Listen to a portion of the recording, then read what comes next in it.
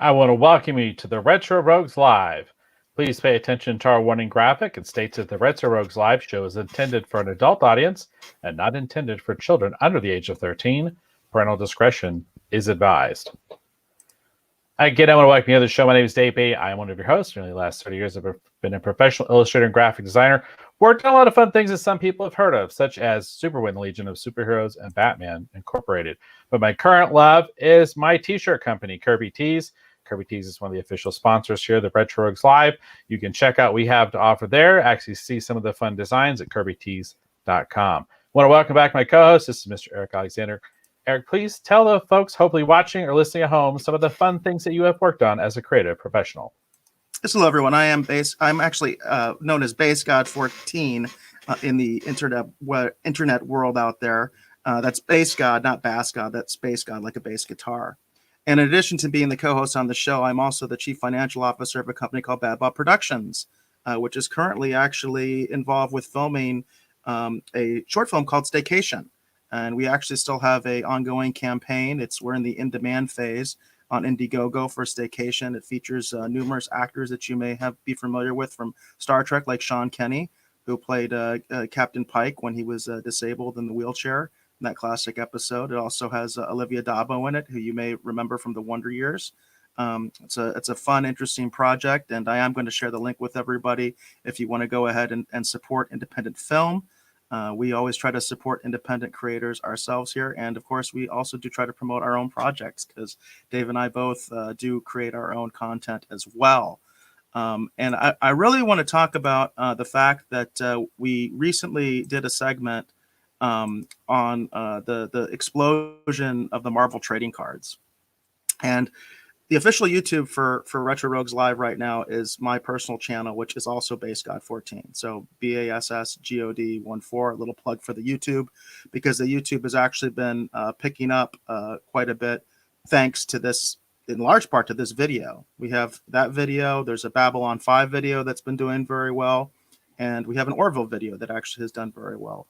But the trading card video has really exploded and taken on a life of its own. I just want to thank anybody out there that might have decided to check out the show after maybe seeing the video. If you see this on a replay, I totally understand that you may not be checking this out live, but maybe you'll check out a replay. Maybe you'll check out a clip that we put together later on or something like that. But I just wanted to thank anybody who contributed to that, because there's a vibrant conversation going on. There's a lot of comments. A lot of people are interested in this phenomenon of the Marvel trading cards, and I thought that it's been a boom for the YouTube channel. And we're going to be talking about Marvel trading cards actually in this episode a little bit later after we get past our WandaVision. I'm going to be talking about some things that are going on, as well as there's some packages that finally went into the mail for those of you who have won in the Retro Rogues. As a part of the Retro Rogues gallery. So the way that works is basically all you need to do is post during the show. Just post a comment from wherever you are. Facebook, YouTube, it doesn't matter. Post a comment and say, hey, that's cool, or hi, how are you doing? Tell us where you're from, whatever. If you post a comment in the Retro Rogues gallery, you're entered into a contest to win different prizes that we give away. And I've got something very special for tonight. I'm going to show it here in just a second. But I want to say also, too, this contest is only active during the live broadcast of the show. Please be in the United States. So this is what we're giving away actually for tonight. This is going to be all you have to do to be entered in to win these cards. We're giving away, this is Marvel Universe, I think it's Series 3. This is actually Spider-Man and the Green Goblin. We're going to be doing both of these actually tonight. All you need to do to win basically both of these cards, it's a Spider-Man themed thing, is actually just post during the comments in the Rogues Gallery from wherever you are. Just post and you're entered into a contest to win these two cards. Again, this is what we're doing for this evening. Again, Spider-Man, Green Goblin. For the next episode, the final episode of WandaVision, we're going to be doing actually WandaVision themed cards. That's right, original Marvel cards that are going to be WandaVision themed. You're going to have to see what those are actually next week. But I think people are going to think those are really cool. So we hope that you will comment during the show at any point and you're entered in to win. I see here Hollywood Jackson says, hi, guys. Hey, Hollywood Jackson. Good to see you. Hey, Hollywood Jackson. Always good to see you. Always appreciate you checking out the show. All right. Very cool. So we're gonna try and move pretty quick tonight because we've got a lot of stuff we want to cover, a lot of things we want to talk about. But again, if you're interested in trading cards, hang around. We're going to be talking about that after we talk about WandaVision. All right, so let's go ahead and get into it, Eric. All right, so WandaVision, episode 7, Breaking the Fourth Wall. That's what we're going to be our main review tonight. And we always like to start out kind of like spoiler-free with sort of general impressions for any of you folks that maybe are not watching the show or maybe just haven't seen this particular episode quite yet. Just to kind of give you that primer and also give you a little bit of time in case you decide, well, you know, I don't want to be spoiled. I'll check you guys out a little bit later. So, Dave, you want to start out with some of your general impressions for WandaVision episode 7, Breaking the Fourth Wall? All right. So, do we want to go ahead and put the show graphic up because it's its own thing? It is kind of its own thing, right? All right. Okay. We'll talk spoiler free, and then we'll put the show graphic up. It's there in the background right now. Yeah, so. It is. It's not that too terribly hidden. All right. So anyhow, we'll do the summary real quick. Monica plots her return. Wanda navigates unsettling complications, and the Vision forms a new alliance. That's your official summary. Okay, so my initial impressions. I really enjoyed this episode. I was a little surprised at the reveal at the end. But again, I've been drinking the Kool-Aid on WandaVision. I've been really enjoying the show. And I really, really enjoyed this one. And I am dying to see next week's episode because I want to see what in the heck is actually going on. A lot of my predictions have kind of turned out to be totally wrong, except for the one that was revealed at the end. Eric and I talked about this way, way back when we first started talking about the show. So it turned out one of our predictions turned out to be true. But all my other predictions so far, it seems like they're incredibly misguided and wrong. I feel really bad about that. But enough about that. I love this episode. I thought it was really awesome. Looking forward to the next one. Very excited to see the new reveals as they come out. What did you think about this episode, Eric? Well, I got a comment back to Hollywood Jackson real quick because thank you for noticing. He said the backdrop looks good. I'm sure he's got to be me because I'm the one with the new backdrop. Yeah, I'm playing with the green screen today, Hollywood Jackson. I actually bought a green screen kit for my company, for Bad Bob Productions, and I thought I would test it out on the show.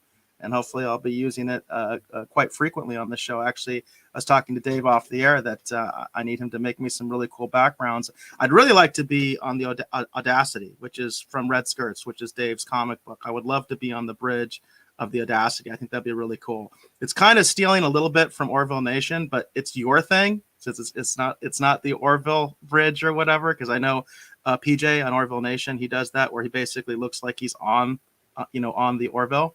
But I would love to do something like that, being like on the Audacity for Red Skirts. I think that'd be really, really cool. But I digress. So as far as general impressions on this particular episode, I thought it was really interesting. One of the things that I've questioned a lot is the mixing of the A and the B story. And what I talk about when I say A and B story is I mean the sitcom format, which I consider a B story. Those are singular things, and they do bleed into the A story, which is the overall overarching story of, why is this happening? Who's really doing this? Who's responsible? Why this? Why that? Why, all that kind of stuff. The bigger ramifications for the MCU, right? That's the A story to me. The B story is individual sitcom stuff. And a lot of times the individual sitcom stuff doesn't work for me because I know the source material and I don't think they have done that great a job in basically paying tribute to the source material. Instead, I feel like it's like a spoof of the source material a lot of times. And it was interesting, the last episode, because I had no emotional attachment to most of the stuff in the 90s. In fact, I even got it wrong, right? I got the reference wrong at first because I think at first I was saying like, oh, that's Everybody Loves Raymond. And you corrected me. It's like, no, it's more like Malcolm in the Middle. Malcolm in the Middle. Yeah, Malcolm in the Middle, right? And I was like, that's right. That's what they were supposed to be spoofing in episode 6. And I have no emotional attachment to that. So the sitcom stuff actually worked for me. I was actually okay with it. I thought it was kind of fun. I was enjoying it because I don't have any emotional attachment to the source material. And it's kind of interesting. So this one I would say is very much like The Office, right? Or Modern Family. Those are the two that I would say that this sitcom format was like.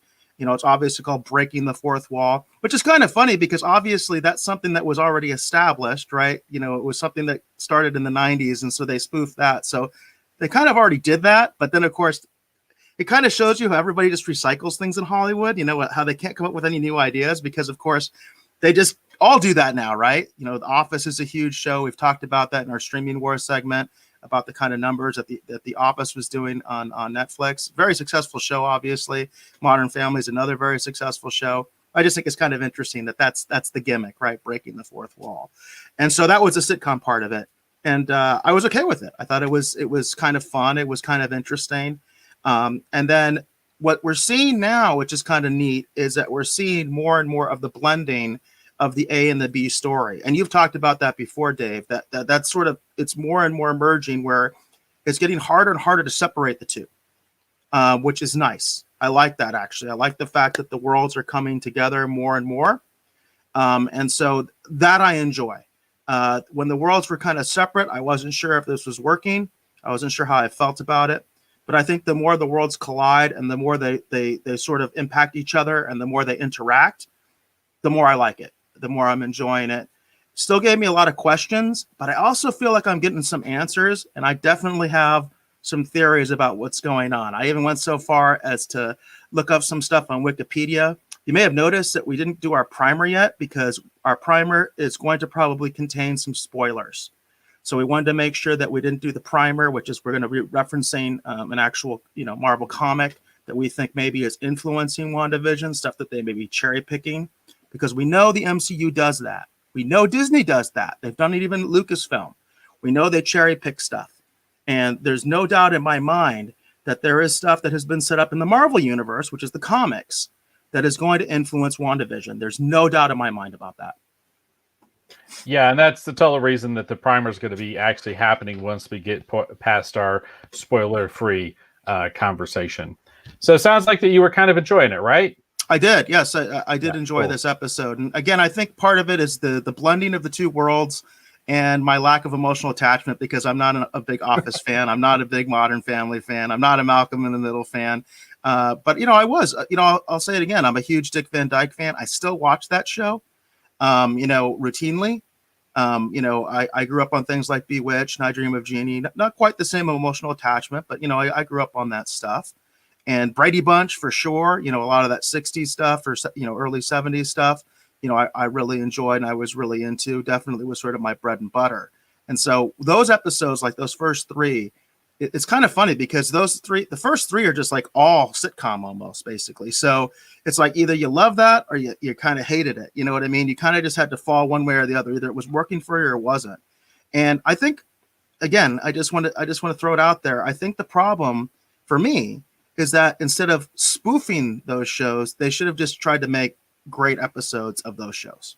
All right. Well, very cool. All right. So again, those you watching, if you want to be entered into our contest, again, tonight we're giving away these two cards. It's a Spider-Man theme for tonight. We've got Marvel Universe Spider-Man card. This is from Series 3. And we also have Green Goblin. All you need to do in order to be entered into a contest to win these particular cards is just comment during the show. In the Rogues Gallery, just be part of the Rogues Gallery. Comment at any point during the show. Again, the contest is only active during the live portion of the show. And then also please be in the United States. If you're chosen, if you're selected to win, we'll just contact you wherever you are, and just, whether you're on Twitch or you're on, Twitter or you're on Facebook or wherever, we'll contact you and say, hey, you've won. Give us your address so we can send these out to you. Again, you don't have to do anything special to win other than just comment and say, hey, what's up? Or anything, or put out a theory. Are we good to get into the spoiler part? Well, we had another comment. Jane was just checking in. She said, hey guys. And I don't know what this is about, and I don't know if I should share it or not, but I'm going to do it. I'm just going to do it. It could be spam. I don't know. This is from Twitch. It's Mr. Rad 4D. And he said, have you heard what happened to Pede Scott? And I don't know who that is. And I don't either. No offense. I'm not sure what that's about. And if you want to explain, Mr. Rad 4D, we're more than happy to indulge you. All right. Okay, so are we good to go ahead and get into the spoiler part? Yeah, let me get the banner up real quick, just so we make sure that everybody is warned. Okay, so we are now going into the spoiler part of the conversation about this episode of WandaVision. Again, this is the most recent episode that was on Disney Plus, so we're going to be talking about all kinds of spoilers. I think actually, should we do the primer first and then get into this, or do you want to go ahead and do the spoiler talk and then do the primer? I think we should do the primer first, right? Let's get that little bit of that background information from the comic book, because when we talk about the comic book, right, or we reference a comic book, we don't really know for sure if the MCU is going to integrate this into the story or not. It really is speculation. But what we're also doing, right, is giving some background on these characters, because these characters all did exist originally in the MU, the Marvel universe, right, before they were in the MCU. And again, we know they cherry pick stuff. We know they cherry pick stuff. And by the way, Mr. Rad did clarify that he was talking about someone called Mr. West Coast.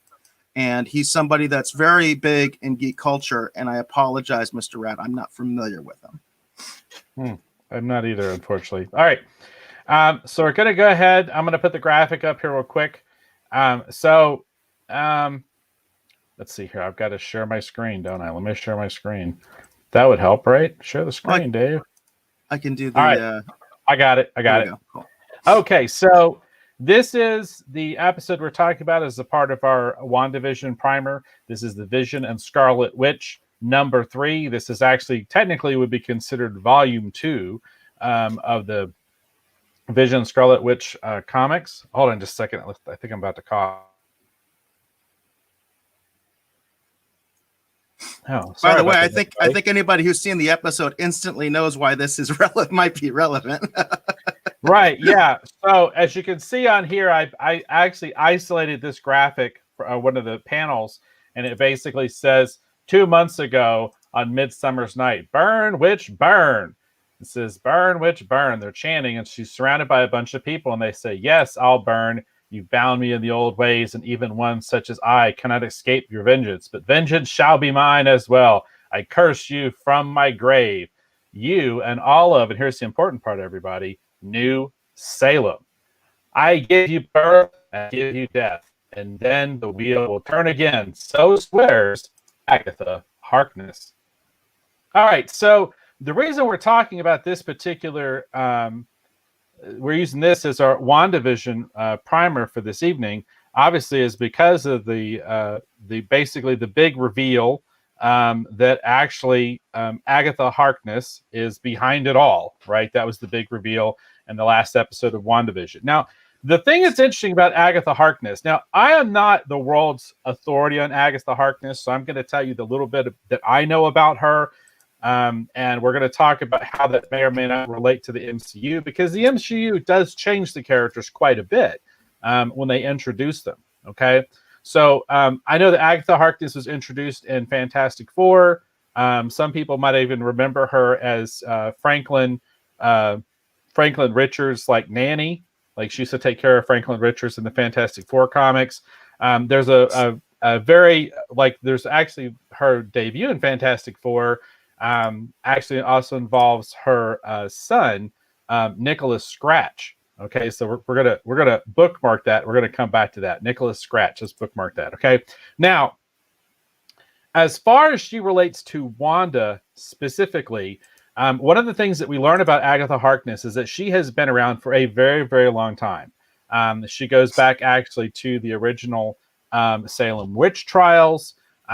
She has had a hand in all kinds of things as far as the history of the MCU goes. Like, she's been a minor player or a bit player, or sometimes a major player over the course of the entire MCU. And she's sometimes manipulates things, sometimes to her own ends or whatever. And she's been a hero at times, and she's been a villain at times. It just depends upon, what's happening, the role that she chooses to play. Kind of like Wanda herself, right? Exactly. Now, as far as WandaVision is concerned, the reason I selected this one for our primer is because what I think's going on here is, I think in an early episode, I think it's like episode 4 or 3 or whatever, when we get the Jimmy Woo, the FBI agent, and Monica Rambeau show up, and the cops say they don't know anything about a Westview. Like, Westview doesn't exist to them, right? Well, I think the reason it doesn't is because in this comic, The Vision of the Scarlet Witch, they're sort of celebrating their relationship together, and they're just kind of on a walkabout.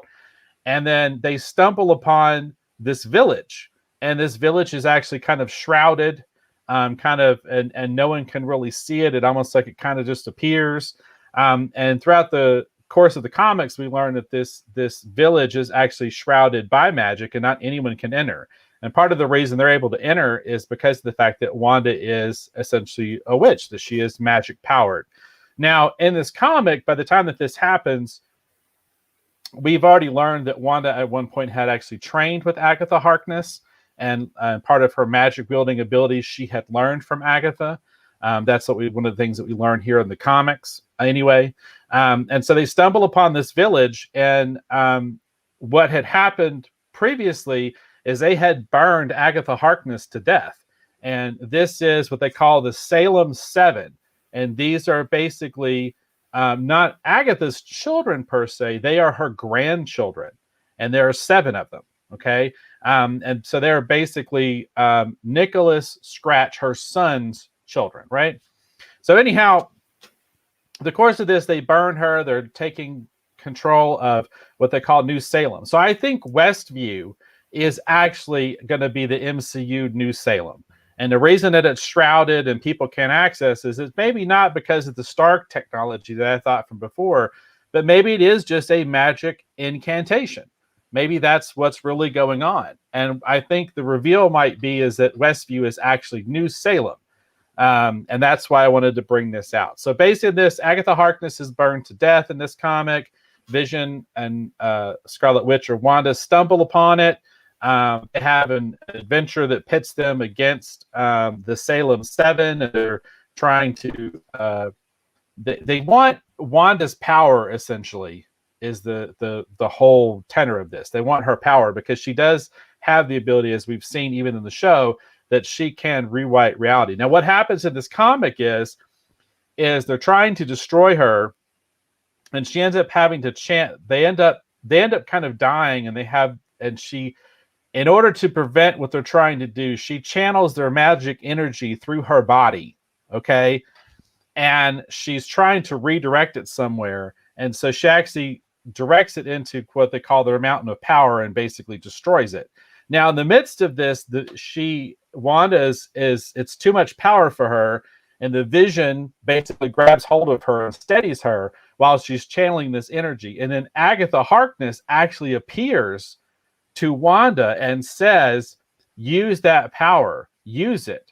And so Wanda actually uses that power at that moment to basically become pregnant with her and Vision's, the twins, basically. That's what happens in this comic. At the end of it, Wanda is theorizing that she may now be pregnant, that she used this magical power, and the fact that they were in close proximity. You have to read the book. I mean, it's pretty bonkers. So if you're really curious, check it out on Comixology, or obviously you could probably pick it up obviously on eBay or something, or even from mycomicshop.com. There's a lot of different places you could buy the book, but that's basically what happens. So this book ends with Agatha Harkness having been burned to death, but she still exists as a floating head like a Jedi.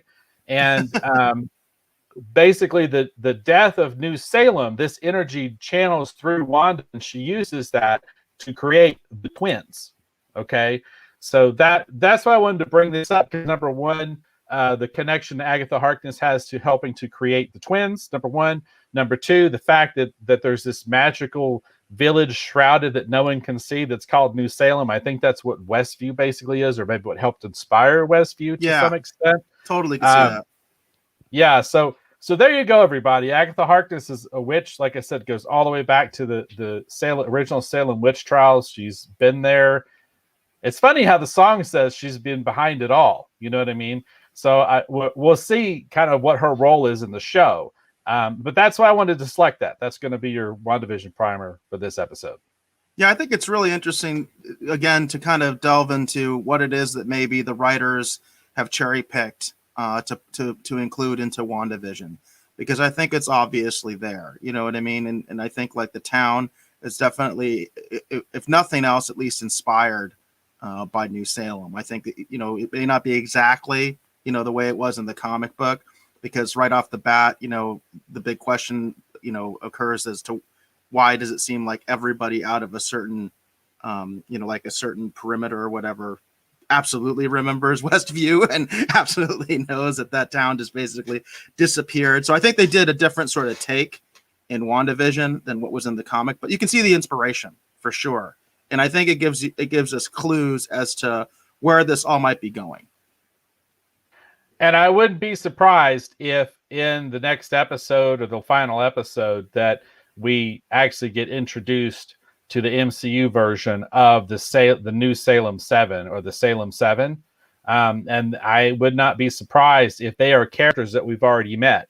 Like, I wonder if the what is it, the head of the neighborhood or the PTA, I forget her character's name. I wouldn't be surprised if she's part of the Salem 7. You know what I mean? Like some of these other characters. Yeah, there's an interesting scene, I think midway through the episode that got me thinking about some of that stuff.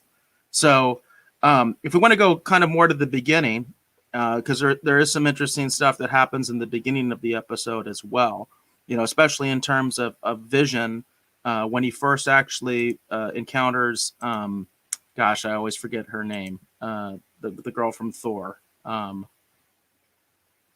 Darcy.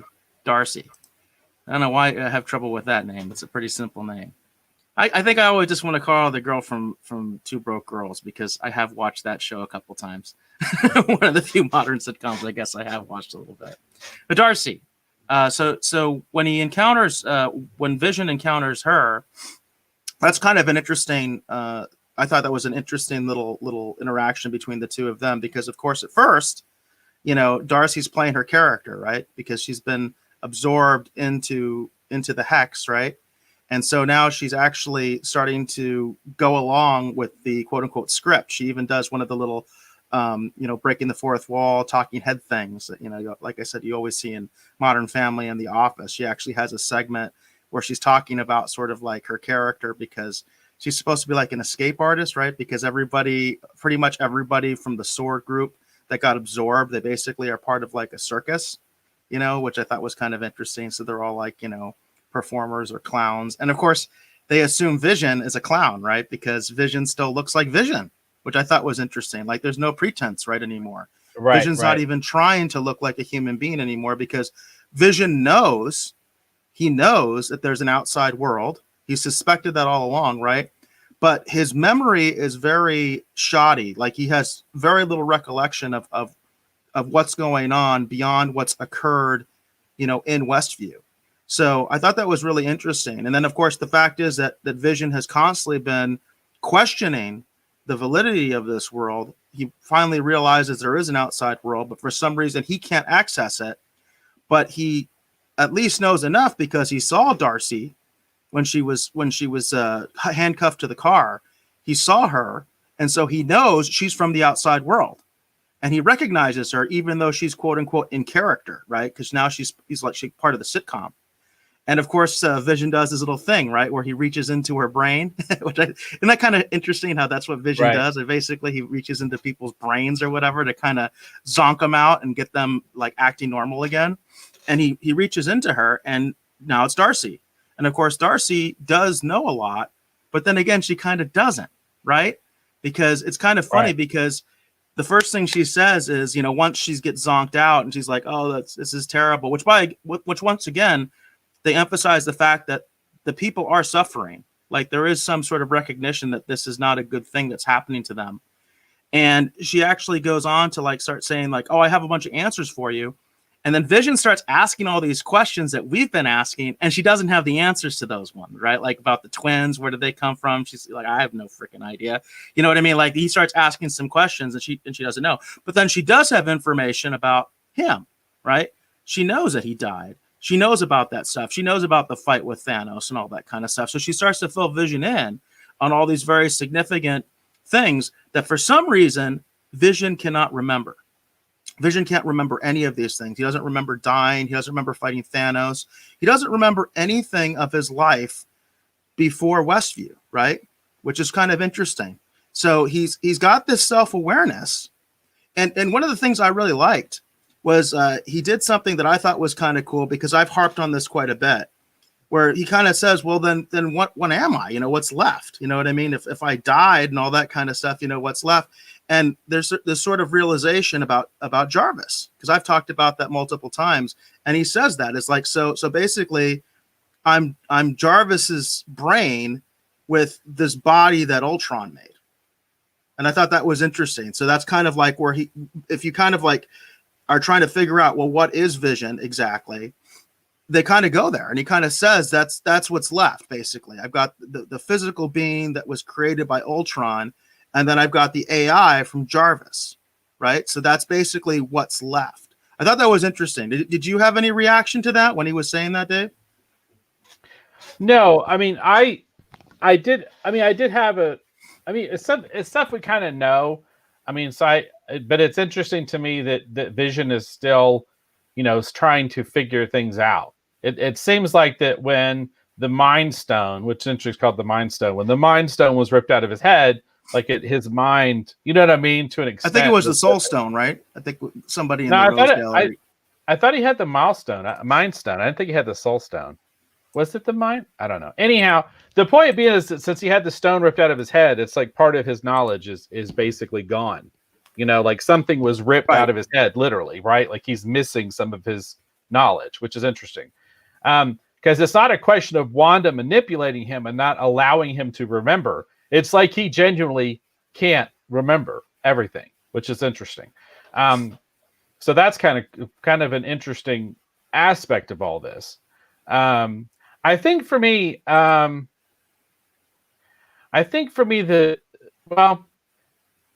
let me. Do you mind if we go ahead and skip ahead? No, not at all. So we also in this episode too, another big thing that happens is we get Monica Rambeau, right? Like she goes and she meets with the engineer, right? And then she gets into the vehicle and she attempts to basically re-enter the hex. Okay, right. Let me start off by saying this is how I felt about the engineer reveal.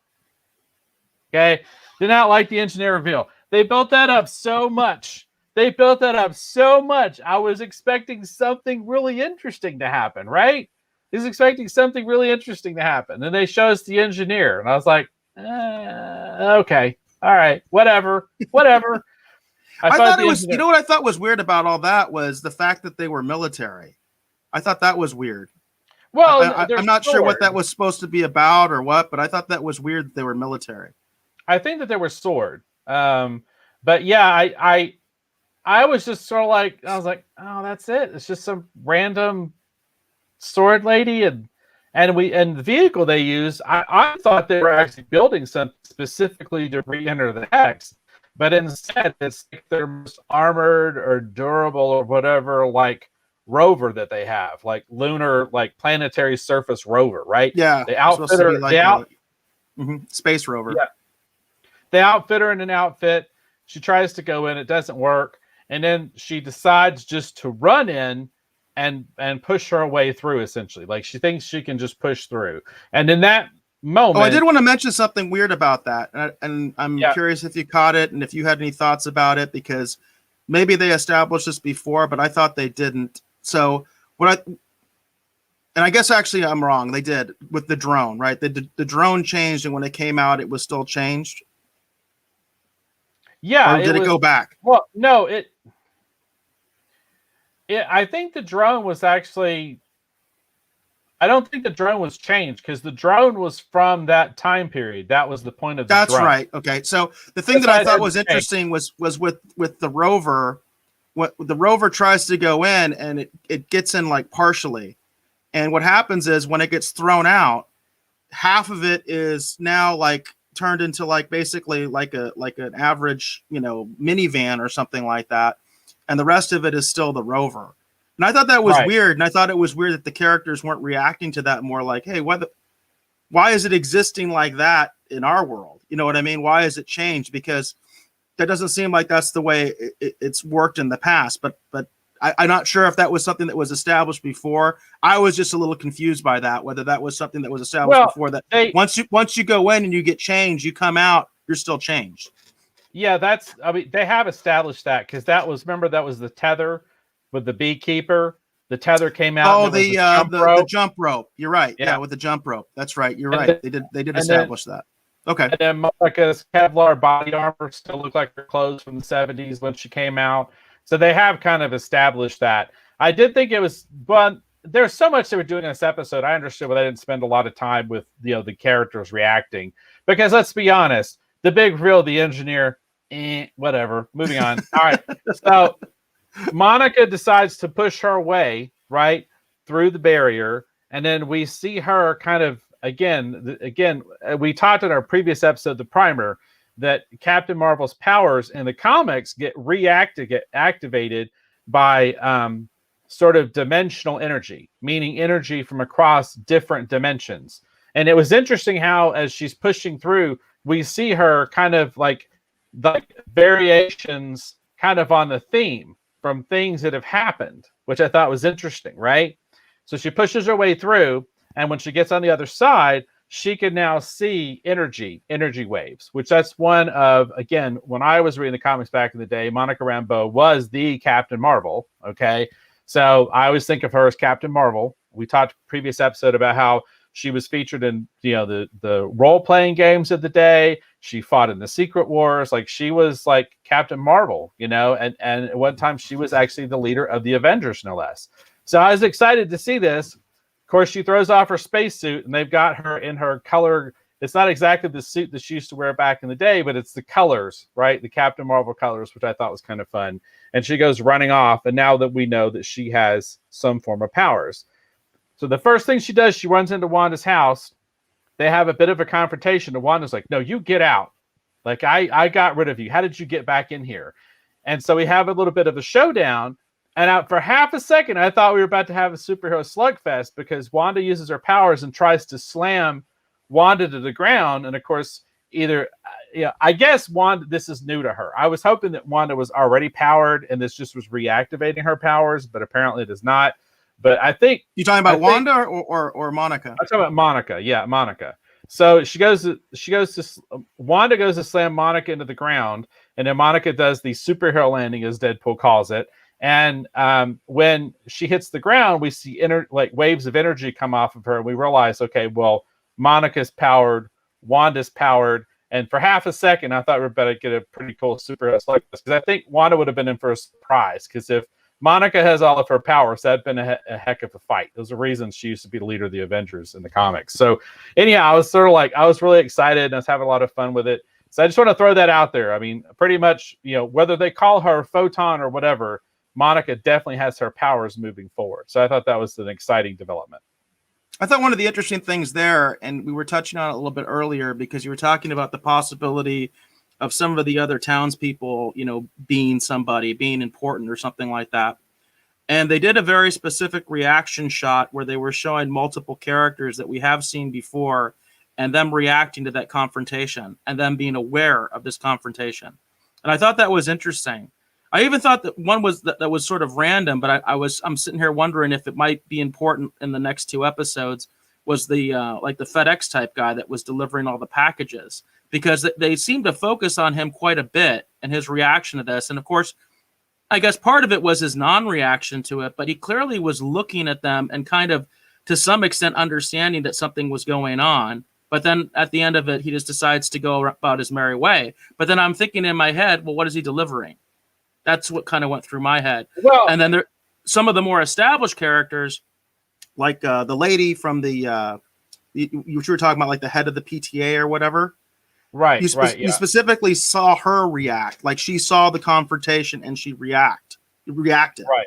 And I think she even had more of like a concerned look, as opposed to like the kind of FedEx guy who was just kind of like, oh, you know what I mean? And I just thought that was interesting, because I think there were other characters in that scene from the neighborhood who clearly see the confrontation and react to it. And that makes me wonder, again, like you were talking about, whether some of these people are more important than we think they are. Well, and along those lines too, one of the other characters who notices as well is Agatha, and she sees what's happening. She sees it from the window. She has actually been taking care of the kids, because at the beginning of the episode, Wanda is trying to punish herself for what she's doing, and she said she was going to give herself a staycation or whatever. And so she's trying to not be involved in things for whatever reason. Agatha takes the kids, and she's kind of entertaining the kids, right? Supposedly, or keeping an eye on them or watching them. And she sees this confrontation from her window, and she decides to go interject herself into this confrontation. And she kind of takes Wanda's side against kind of Monica. It doesn't really get into a slugfest, but she does actually take Wanda away from the confrontation. And then Monica's like, we're not done. And then Wanda's like, oh, yes, we are. And she points her fingers like, don't make me hurt you, is what Wanda says. Right. And then, of course, they go into Agatha's house.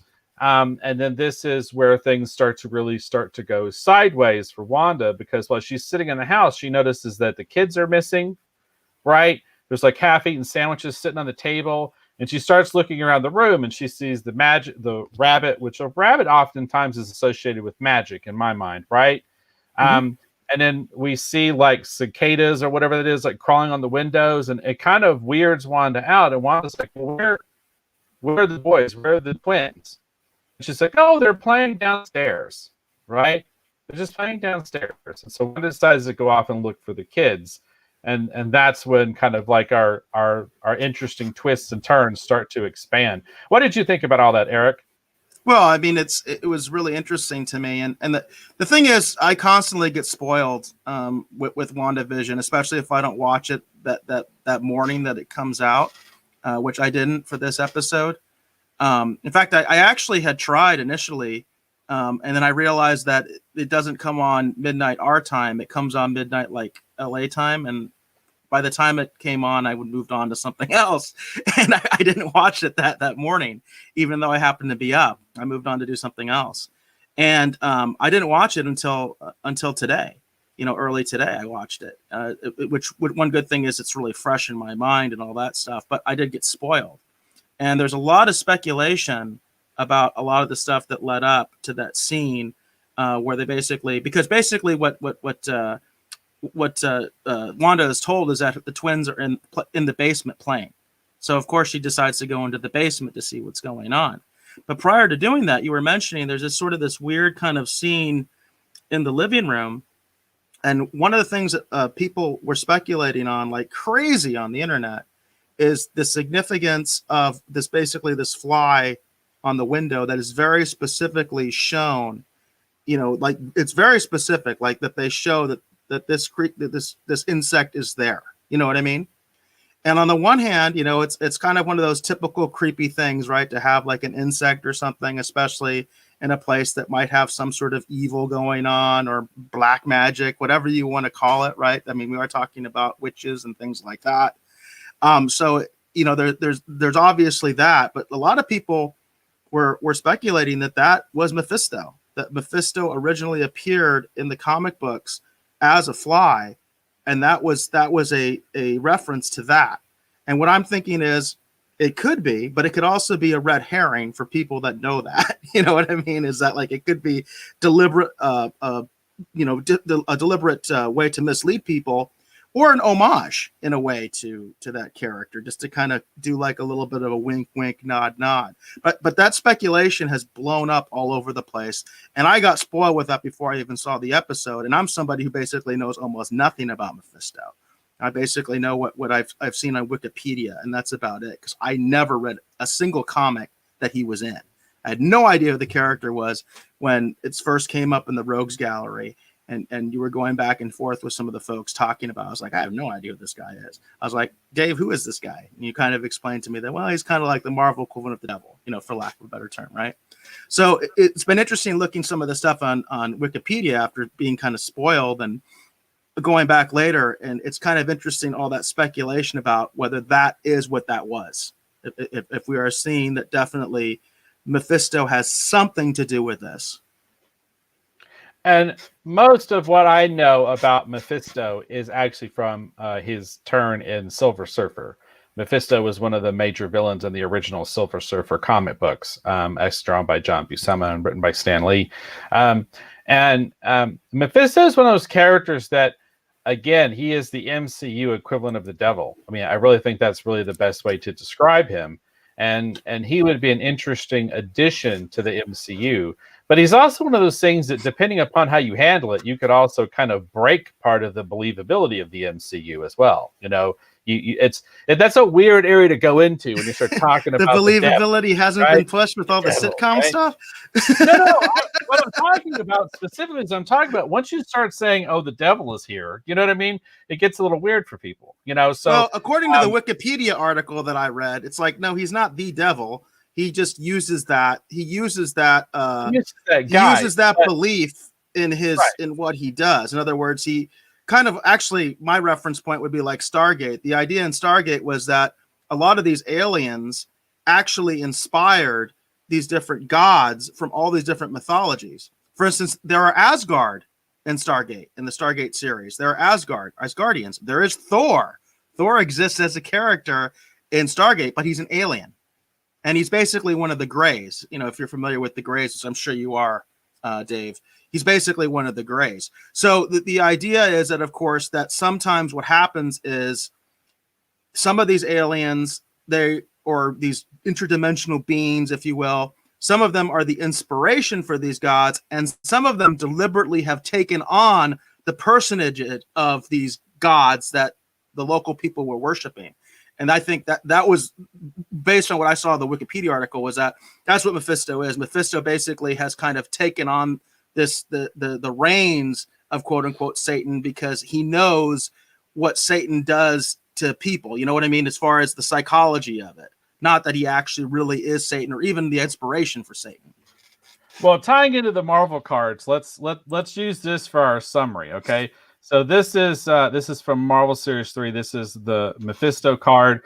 Looks a little out of focus, but this is Mephisto's card. So let's read the little back information here to get our little summary on Mephisto. So of course, his first appearance was Silver Surfer, Volume 1, Number 3, from October 1968, and it says, even the very masters of all that is evil will become the servant of another when it suits his plan. For that is what Mephisto did when he aided the villainous Thanos in the battle for the all-powerful Infinity Gauntlet. Secretly planning to steal the gauntlet from Thanos, Mephisto was defeated along with his temporary master, but still he lurks in the shadowy places of the cosmos, ever planning new treachery. For wherever evil is found, there walks Mephisto.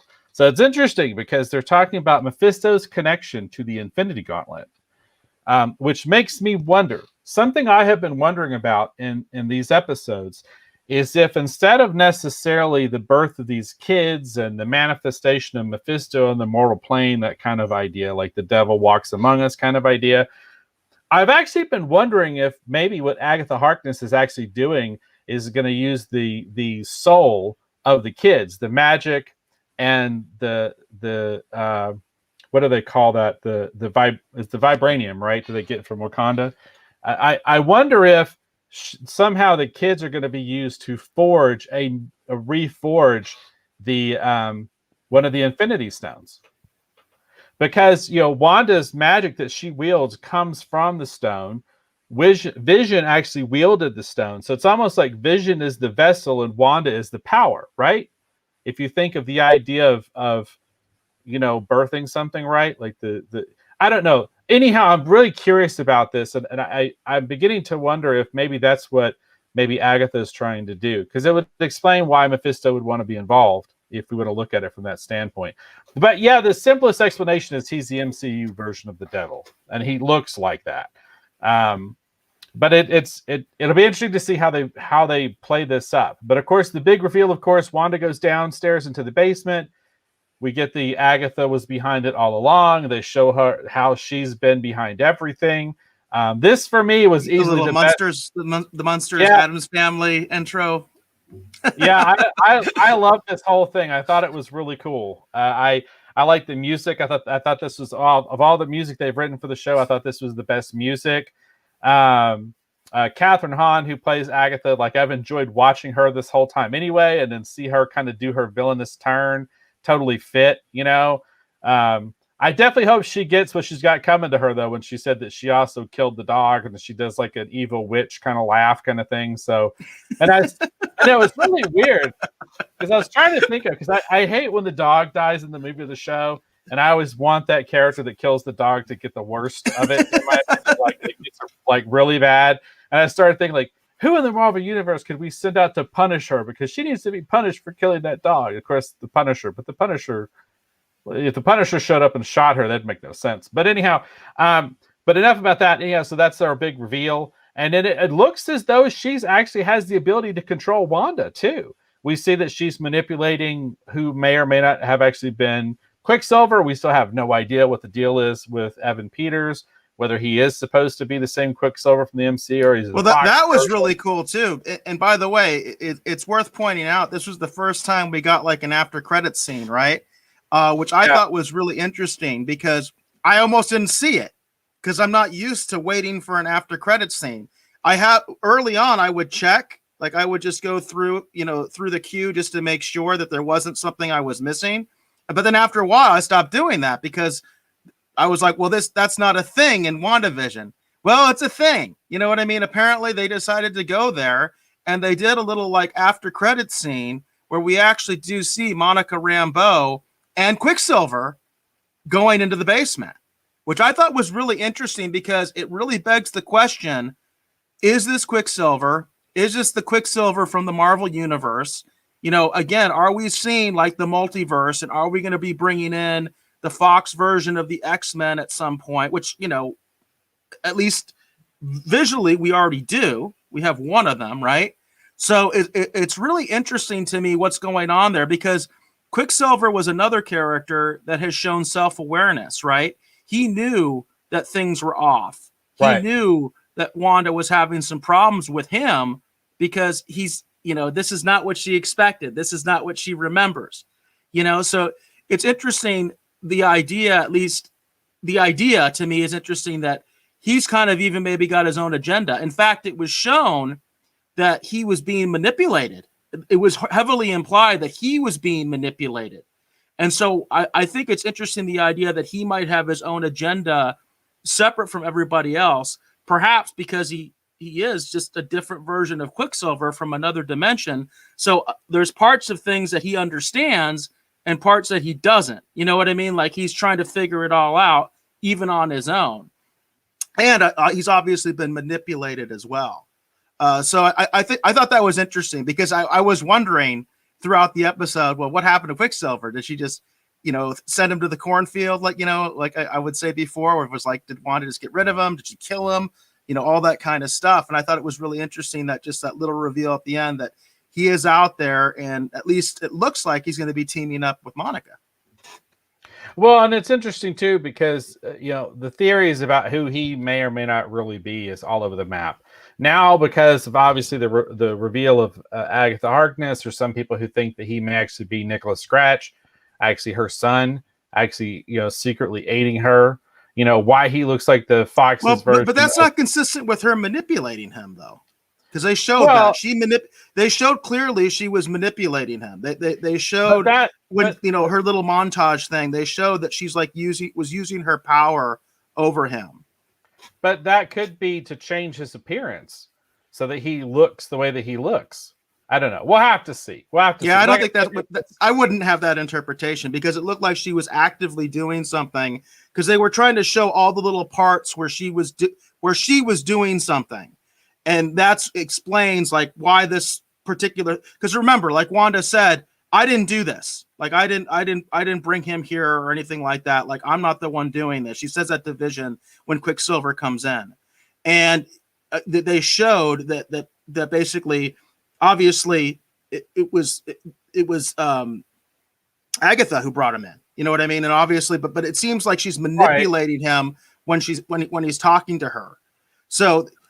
My theory is that she is kind of opening up that window into these alternate dimensions, and she just kind of brought him in. She brought in an alternate version of Quicksilver to fill that role for whatever reason, because she decided not to bring in like the original Quicksilver or another version of the MCU version of Quicksilver. I think she just sucked in somebody from another dimension, a different version of that same person, and she sucked them in. And again, it's so they can make that bridge between the basically the Fox X-Men and the MCU, because I think obviously Disney wants to have that bridge. They want to have that option. So if they can bring in, I think, some of these more popular characters from the Fox version of the X-Men, and have all those different fun callbacks and things like that, like the same stuff that Sony's talking about doing, right? Where there's all these rumors about like Tobey Maguire coming back for the Spider-Verse and things like that, and people are really excited about it. And I think Right. Disney wants to do the same thing in the MCU. That's what I think. Well, unfortunately, I've given up on that idea. I don't think. I think it's just weird stunt casting for the fans at this point. I don't think that's actually Quicksilver. And I mean, if he's Quicksilver, you could almost say, well, maybe this Agatha Harkness is from the Fox, X-Men universe. You know what I mean? And I think she probably exists on some sort of a different sort of multi-dimensional plane. You know what I mean? That would be my sort of assumption. Is kind of gets into the whole thing with like some of the weirder stuff from the Doctor Strange movie, for me, about all these different realities and things like that, because it's already been established that they kind of do that, right? It's been established with Doctor Strange that they, it's almost like he exists on different planes of existence, kind of a thing. It gets a little weird and all that kind of stuff, and sometimes it's a little hard to grasp. But I just think that that's the point, is that they're trying to open up that multiverse concept, and she's kind of the key to that, because I think Wanda created this sort of reality to escape the pain of what had happened to her, but Agatha has been manipulating that, and that's why you have little gaps, and that's what they showed in her little intro. They showed those specific moments where Wanda wasn't doing something. That's where Agatha was doing it. That's how I interpreted that. And that's how I still interpret it, because I've always felt that way, that Wanda is, yes, she's doing this. She's the one who's put Westview into the situation, but something got screwed up. That's the way I've always felt about it. Like it's like something is getting stuck in the buffer. Something is getting messed up in what she was trying to do. And I think the answer is Agatha. Agatha was the one who was messing everything up and changing stuff, so that it's not exactly the way that Wanda wanted. You know what I mean? That's what I'm thinking. And I think possibly she's essentially drugging her because of the commercial. The commercial talked about that drug. Oh, if you're depressed, which obviously they're talking about Wanda. Are you depressed? You know what I mean? Do you want to have your full potential? She's obviously like evolving. She's becoming very powerful. So I feel like, in fact, they even showed her like taking a pill for her headache. You know what I mean? So I feel like maybe that's kind of something that's also going on, is where she's basically controlling her with some sort of drug or potion or something like that. Well, it'll be interesting to see as we move forward, what the reveals are going to be. I'll be honest with you, as far as speculation for the show moving forward, I honestly, I threw out all my crazy theories I had last week. I'm just watching the show now. I don't know. I've given up trying to figure out what in the heck's going on. That's fun, Dave. That's the fun of the show. It's trying to figure out what's going on. I have absolutely no idea what in the hell is going on now. I mean, if I was going to speculate, I would tell you that Wanda wants a villain because she doesn't want to believe that she pushed Vision away. And so she basically, Agatha is a creation for in the show. And, it's because she wants a villain because she doesn't want to believe that she's behind all of this. Well, that is my only reveal. That's my only speculation. There is one interesting thing about the nature of Vision, because I've been questioning that a lot, and I think it's a really interesting question. And Vision asked it himself, what am I exactly? There was almost like a little throwaway scene where we do find out that the director of S.W.O.R.D. made it out. He was being chased by the Hex, and it wasn't clear whether he made it or not, and he did. They set up another camp with the S.W.O.R.D. agents that were left, and they basically expanded the perimeter. And there's almost like a little throwaway thing where they basically talk about the fact that they determine that they think that the S.W.O.R.D. people were trying to basically revive Vision to use as a weapon. Obviously, that's the S.W.O.R.D. name, right? It's sentient weapon, right? That's what the S and the W are for, sentient weapon. So it makes absolutely perfect sense that since they had possession of Vision's body, that they would be looking at some way that they could utilize him, revive him, and then use him to defend the planet, right? And so one of the things that I'm thinking is going back to the black and white vision, which was another one of our primers, is that basically that's what Sword has created, is the black and white vision that's basically soulless and is a robot that's basically going to take orders, right? Because that would be the idea. And Vision and Wanda cannot accept that and won't accept that, right? There's no way she would accept that. Now, they imply she doesn't know that. Like there's a thing where they're talking about, I think it was Agent Wu actually says, we need to tell Wanda about this, the fact that Sword was experimenting on Vision and trying to revive him. So they're implying that she doesn't know, but we don't necessarily know that's the case. Like I could see a scenario where one of the reasons she took the body in the first place is because she realized that Sword was experimenting on Vision and trying to revive him. And the ultimate result, in my mind, would be that black and white version of Vision. That to me makes perfect sense, because you're just taking what's left, right? Which is just Jarvis and the body, right? Without the stone. So I think I kind of think that's where that's going. The big question in my mind is, why did the Hex react the way it did to Vision? They even asked the question on screen. Darcy asks, like, why can't you exist outside of the Hex? It doesn't really make any. She's trying to figure out, like, well, I don't understand that. And I can only think that that's kind of Wanda's doing. Like, she's kind of done something to him.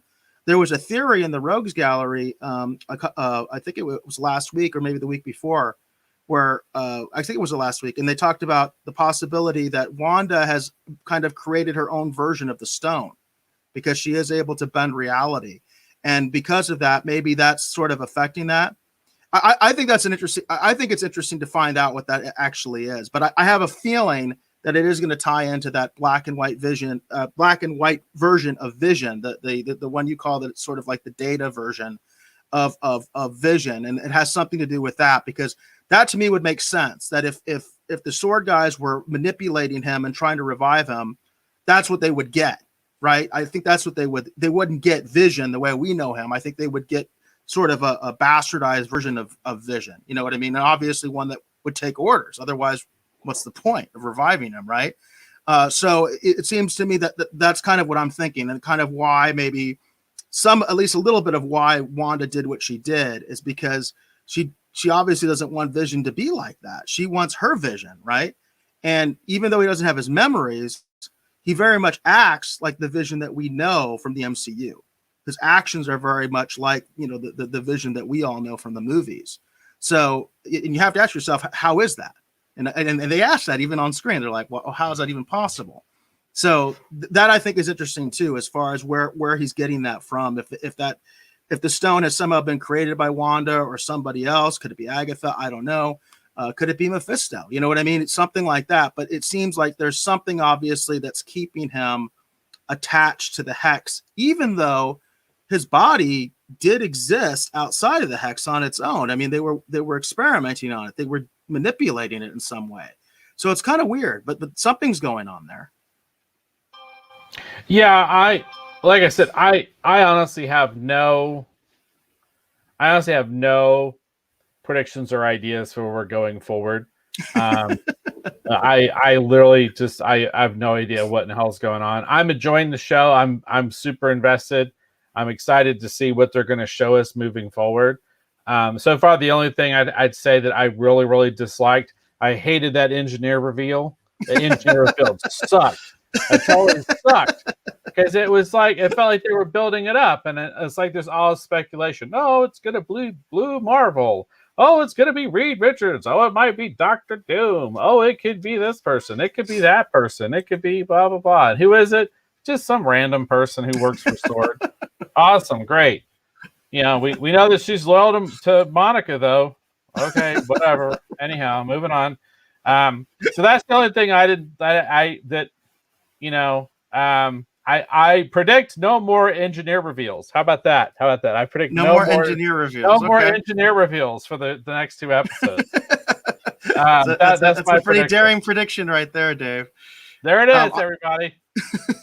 I did want to throw another thing out there, and I'd mentioned it to you a little bit off the air, that in my Wikipedia research, because that's the only reference I have to these characters that I'm not familiar with. And it was actually in the article about Agatha, which I thought was interesting. In her Wikipedia article, they talk about at some point there was a revelation that was made to Wanda that her kids were actually created by Mephisto, and that Mephisto actually used his soul to create her kids. And that's the reason they disappear sometimes. And I thought that was really interesting because there's all this Mephisto speculation out there, and that Mephisto actually did appear in this episode. And we do get the disappearance of the twins.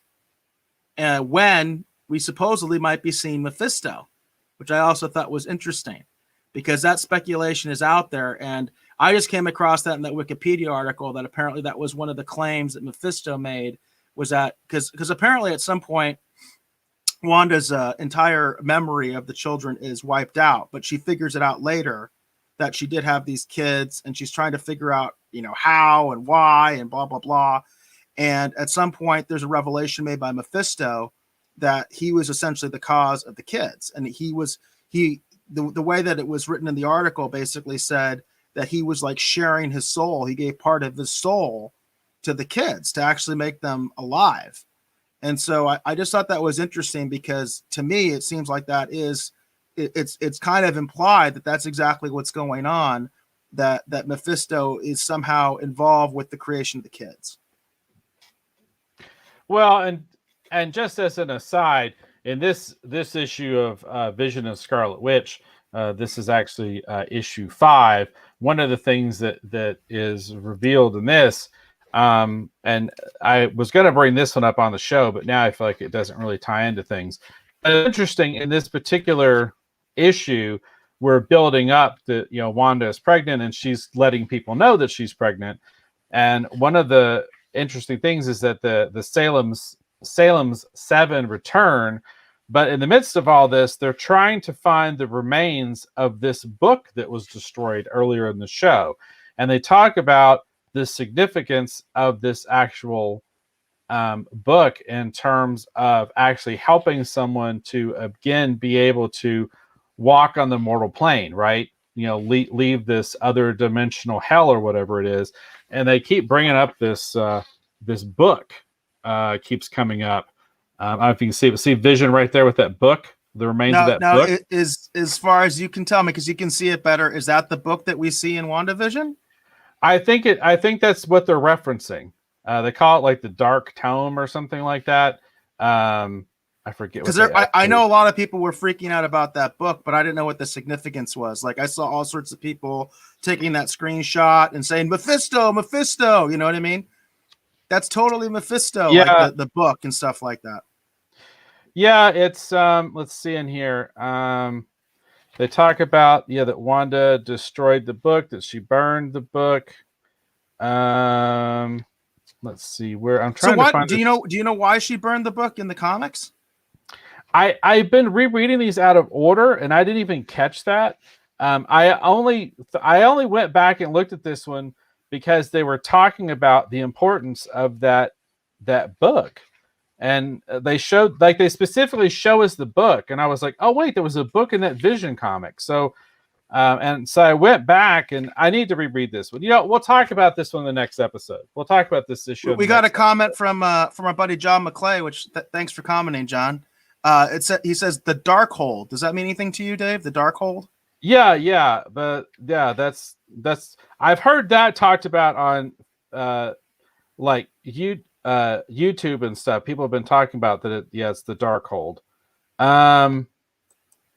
Where is anyhow? By the way, I missed Matthew Reed's comment earlier. He was just saying hi to Hollywood Jackson, but I did want to acknowledge you, Matthew. Sorry I didn't get your comment earlier, but just want to acknowledge you. Obviously, we're very we like you guys to comment. We want to encourage you folks to comment.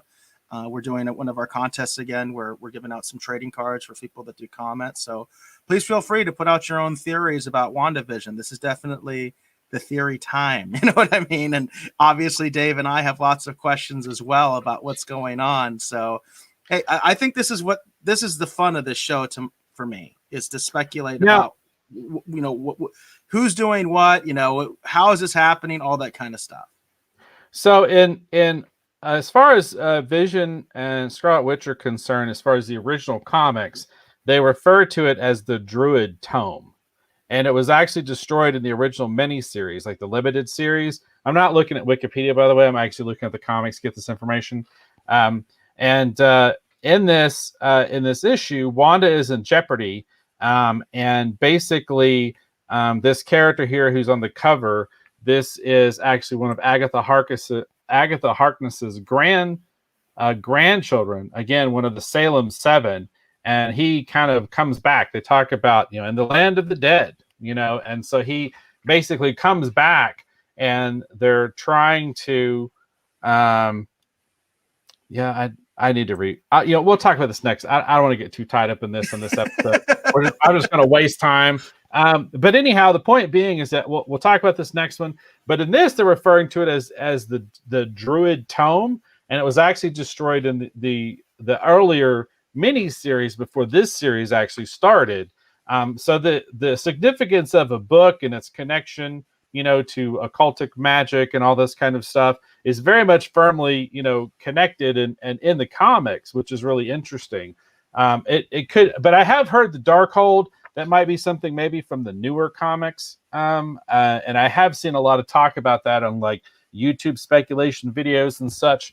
But I'll be honest with you, John, I've stopped looking a lot of that stuff because that's also the same stuff that'll show you that Magneto is going to show up and he's manipulating Vision and like all this other nonsense. It's not true. That there's so many weird speculation videos right now on YouTube that have nothing almost. I mean, they connect to the show, but they're misleading. There was another one today that was sort of like they drop in like the mention of Richards. Can you hear us, Richards? Like they're like trying to like. It's just like I'm glad that they're able to get some views out of this, but it almost feels like speculation, misinformation.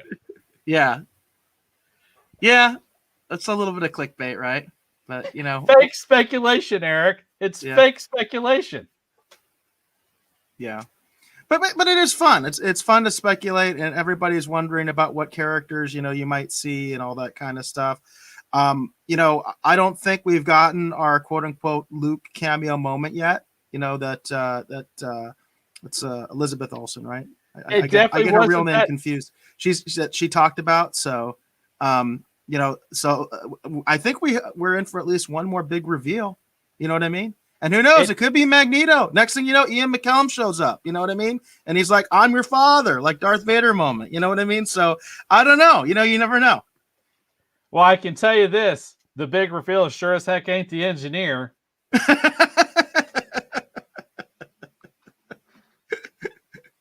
Really annoyed by that. And again, thanks, John, for commenting. Again, everyone who comments in the Rogues Gallery, you've been entered into a contest to win actually these two Marvel Series 3 trading cards. These are really cool cards. We went the Spider-Man theme. We're going to have a WandaVision theme next week. We're going to have new cards next week we're giving away, and those are WandaVision themed. But these are just sort of like fun MCU, because I had speculated with Eric that I thought that Spider-Man might be our next big, our big cameo reveal, because he's the only true believer Avenger left who might show up who would want to just help Wanda because and Vision because they're fellow Avengers. Everyone else I think that would have done that, they're all gone. Black Widow's gone. Obviously Cap is kind of out of the picture. And the other Avengers that remain, while they're obviously heroes, I don't feel like they're necessarily going to be the ones to show up and want to help her. But I do think that Peter Parker Spider-Man, he's a true believer. He would want to help out a fellow Avenger just because a fellow Avenger is possibly in need. And I could see Peter Parker being the one who actually organizes, quote unquote, the new Avengers anyway.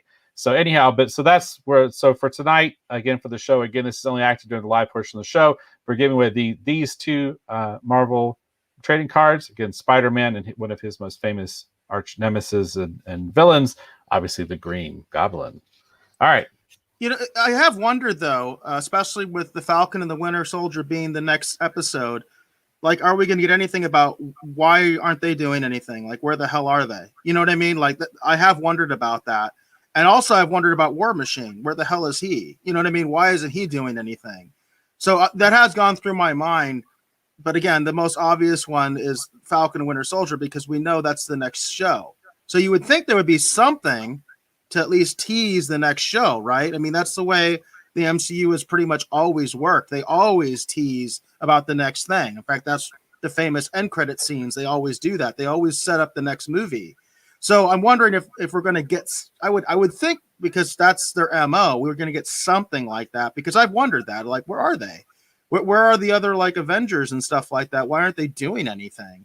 You know, I can imagine. Yeah, and see, that's the thing. It's like whenever you watch these other like movies, like, you know, before the interconnectedness of the, you know, the MCU existed, that was kind of always the crazy thing. It's like, well, all this craziness is happening, you know, in Gotham City. You know, what's Superman doing? You know, that kind of idea. I hear that all the time. So now with the MCU, when you see Wanda and Vision are in peril and look at the damage and look at what they're doing, you'd think by now, like, someone would have showed up. Doctor Strange. Yeah, where's Doctor Strange? Exactly. I mean, he's the one guy you think could actually do something. But yeah. I would think War Machine, you know, Winter Soldier, Falcon, I would think they would at least try to do something. You know what I mean? Even if they were ineffective. You know what I mean? Like, I feel like they would respond. You know, that's where I'm kind of going with that. Well, and Hollywood Jackson says it's a union break. Yeah, you're right. Yeah. Probably they're probably striking or something like that, or it's just like, no, we don't cover that kind of stuff. That's not in our contract. Well, and that's the thing you wonder about, because I have wondered that too, Eric. And it's like, well, where are the other Avengers? But like I said, when you want to think about it, like the true blue Avengers who, you know, would care about Wanda just because she's part of the team and they would genuinely worry about her. You know, Tony's dead, Cap's out of the picture, right? You know, Hawkeye is effectively retired. But why wouldn't Falcon? Falcon was on Team Cap and they were in the Avengers together. Why wouldn't Falcon care? I don't get the feeling that Falcon would care. Don't take. But he was part of their Avengers group. You see what I'm saying? Like, I don't see why he would. Why wouldn't he care? I just don't see Falcon showing up because Wanda is in trouble. Hey, Hollywood's got another great theory. It's COVID. That's why they're not coming.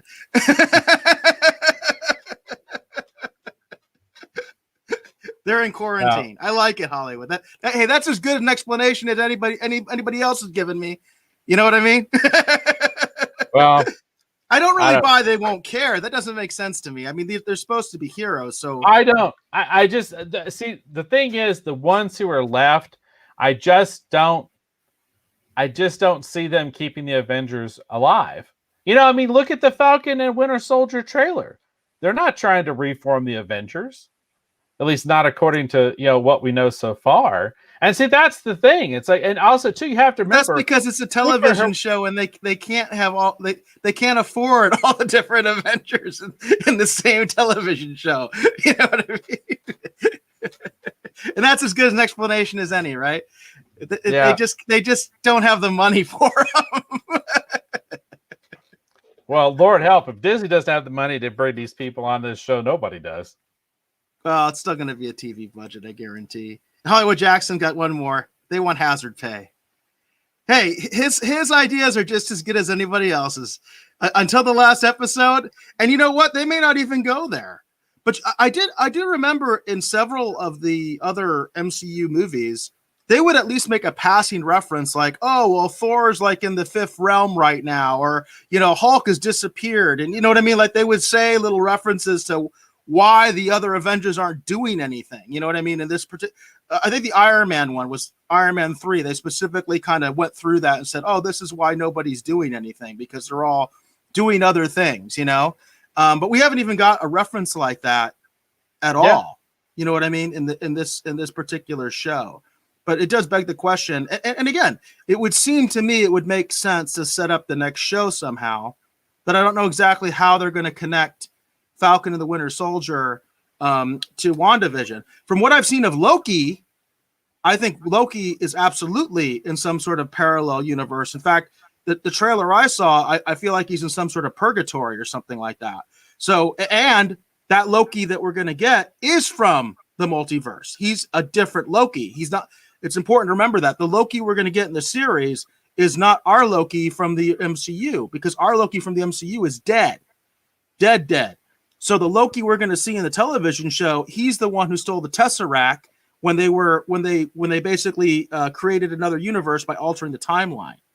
So that's kind of interesting too. So I could see an easier tie-in for Loki and WandaVision. I have no idea how they're going to tie in Falcon and the Winter Soldier to WandaVision, or even if they're going to try. The only way I could see them doing anything like that would be if, like, as I speculated last episode, if Thunderbolt Ross, General Ross has basically assembled his own quote unquote Avengers, with basically, special forces and, basically people that they had, locked up, like Abomination, for example, and Baron Zemo. That's what the Thunderbolts were. They masqueraded as a group of heroes, but in reality, it was Baron Zemo and the Beetle, or and all these other characters, and they were basically supervillains masquerading as heroes. So that would be really messed up if the quote unquote new Avengers show up and it's Baron Zemo and the Abomination, and what I mean, and it's Thunderbolt Ross's version. Although I really think they might actually, if we see them at all, because I've heard speculation, people thinking that the Thunderbolts are going to figure into this. If for some reason, if that's the way they're going to go, I still think that we're going to get a flashback scene and we're going to learn that they're the ones who actually caught Wanda. Because I do still think at some point Wanda was locked up, because Thunderbolt Ross had no sense of humor, and in his mind, she was very much a criminal, and that's what I'm saying. Wanda has no one to come to her aid. So that's what I don't think she has anyone who genuinely cares about her who would show up. She's got nobody. So it's a weird thing. And that's the strangeness of this show, is that it's kind of disheartening to realize that, when you look at the Avengers, the people who would care, Thor's off world because we know that he hooked up with the Guardians, Tony's dead, Cap's out of the picture, I guess Hulk is there, but I don't know. I just, we'll see. Like I said, I have no idea what's going to happen. I'm just watching the show now. We'll see. Well, that's ultimately what's going to happen. We'll find out one way or another. Another thing I am kind of interested in seeing is also, what are they going to do on the sitcom part? You think they're just going to drop it? Because obviously they've gone to the modern era. What's left to spoof? I don't really know if there is much left to spoof at this point, as far as, I mean, there's other sitcoms you can reference. Obviously they got a little Munsters Addams Family thing at the end. Yeah. That was kind of fun. Honestly, that was kind of fun for me, and I liked those shows. So it's one of the times where I felt they got it right. You know why they got it right for me is because it's just enough. Instead of trying to do like a full episode, with which they're not capable of, I just don't think the writers are capable of giving us like a great Addams Family or great Munsters episode. But giving us a good intro that kind of, goes back to that, they can do that. You know what I mean? They have enough juice to do that. And I thought they did it well. I liked it. You know what I mean? So, but who knows? It'll be interesting to see if they do anything. And by the way, I do want to know why the sitcom stuff. I do want to know why is that happening? Why are they doing it like that? One other almost throwaway thing is they established the broadcast isn't happening anymore, which begs the question: if the broadcast isn't happening anymore, why are they still doing the stupid TV shows? You know what I mean? That was another question I had, is like, why is still the pretense of the TV show? I think the sitcom portion of the show is basically done at this point. I think that we're going to get some answers to some questions as far as why the sitcom stuff, but I think the sitcom portion is basically done, because we've only got 2 episodes left, and they've got an awful lot of explaining, and they've got an awful lot of heavy lifting to do. Whether they want to try and set up the Falcon and Winter Soldier show, whether they want to try and set up the Spider-Man or the Multiverse of Madness, or the Doctor Strange. The Doctor Strange seems like it would be an obvious one. You know what I mean? Yeah. So I don't know. It'll be interesting again. And I'm also wondering about this quote unquote Luke level cameo, if that's really going to happen, or I'm going to be like, really? Well, you think that's Luke level? The one character they haven't mentioned, which would not be a Luke level cameo in my mind, that would make sense, would be if was it Mordru shows up from the Doctor Strange movie. Mordro, or whatever his name was. Remember, he was the guy. I can't. I don't even know what you're talking about. If you watch the Doctor Strange movie, remember the guy who was teaching Doctor Strange? Who was sort of like they kind of worked together in the final battle, and at the end, in the end sequence, some spoilers for Doctor Strange. If you haven't seen Doctor Strange, it's been out a really long time. Anyhow, in the end of the movie, they show him, he's going around and he's basically taking the magic from other people. So maybe he might be behind all this. Now that's another cameo and a connection to the MCU. So it's possible he might show up if there's this much magic manipulation happening. No one's even mentioned him yet. I haven't heard anybody speculate that he might show up in this. I don't know if he'd be behind it all. I think it would be a little bit, I don't know, like I think it would be kind of I don't know. I don't know if that would be very satisfying for many fans, I guess. No, I'm not saying that's the Luke level cameo. I'm just saying that's another interesting connection, to Doctor Strange that could kind of show up. Is that particular character as opposed to Doctor Strange himself, and then you do connect the two, at least in that way. So yeah, I could see that. I could see them using another sort of side character to connect them a little bit more rather than just getting Doctor Strange. Yeah. And Jane said, like Lucy would say, I think she actually means like Ricky would say, but MC has a lot of splaining to do. Yeah, they do. That's true. And it's more Dro. I don't, it's so weird. We go live on the show, all of a sudden I can't say these names, but off the air, I wouldn't even have stumbled over this, but it's Mordro. But yeah, he was one of the main characters in obviously the Doctor Strange comics, but then number two, he was one of the major characters in the movie. And then the clip that they showed us of him, because we haven't seen him at all, right? Since the Doctor Strange movie, but he was going around taking the magic from other people. And so, I wouldn't be surprised if he, is a part of the Salem 7, you know what I mean? And he might somehow be attached to what's happening in some form or fashion. But my mom's right. Yeah, the MC, I think it's MCU. The MCU has a lot of splaining to do. That's for sure. So absolutely. All right, very good. Are we good here talking about WandaVision? We want to move on, or? Yeah, I think we're good with WandaVision. All right, very cool. All right, so we're going to move on from WandaVision. We're going to go into our pop culture segment. During the pop culture segment, we talked about anything that's interesting that's happening with the pop culture news. We hope at the very least it's something that you, our dear valued viewer, our dear valued listener, will find worthy of discussion. Now, I don't know how worthy of discussion this stuff I'm going to talk about is going to be tonight, but so my segments, I'm not going to do quote unquote normal pop culture news segments tonight. What I'm going to do is I'm going to touch on the Marvel trading card thing that we talked on last episode. I don't really have a graphic prepared for this, but what I wanted to do is we talked about last episode. I was talking about how I wanted to make some selections to cards to submit to have graded, right? Now, here's my dilemma, everyone who's watching. My dilemma is turned into this. After making my selections, the dilemma is this. PSA has got so many submissions that they're processing right now that the wait to have something PSA graded might be extremely long. And there's also a lot of talk amongst the card community and stuff that the fees actually for grading on PSA is definitely going to go up. Apparently, there's a new management company or a new owner investor group that actually bought or took ownership of PSA #1, the company that does the grading. So there's a lot of talk that the fees are going to go up. So I've been torn, asking myself, PSA 9, PSA 10, those are the cards that are selling for the highest value.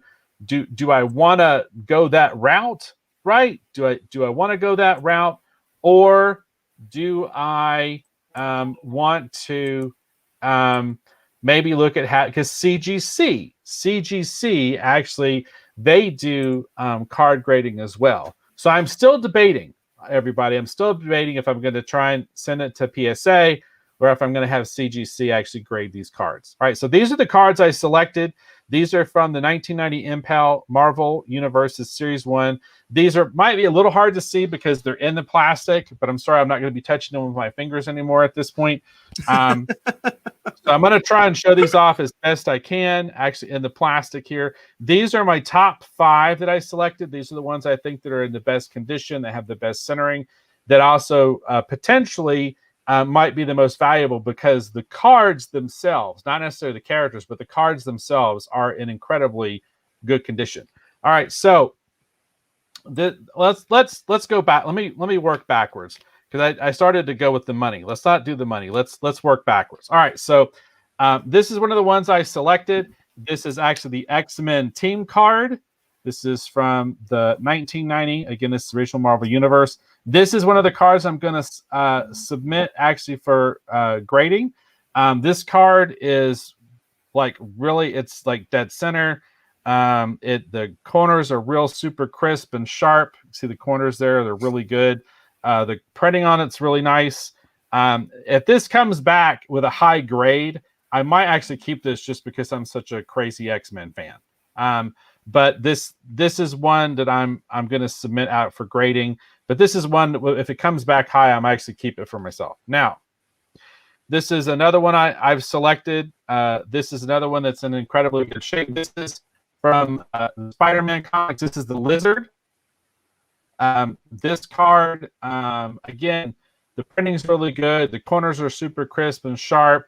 It's centered incredibly well on both the front and the back. And I think this is one of those cards that it's just in such good shape. So this is one of the ones I'm going to submit. Now, this is one I might actually put up for auction, or I might make available for people to buy if it actually comes back with a high grade.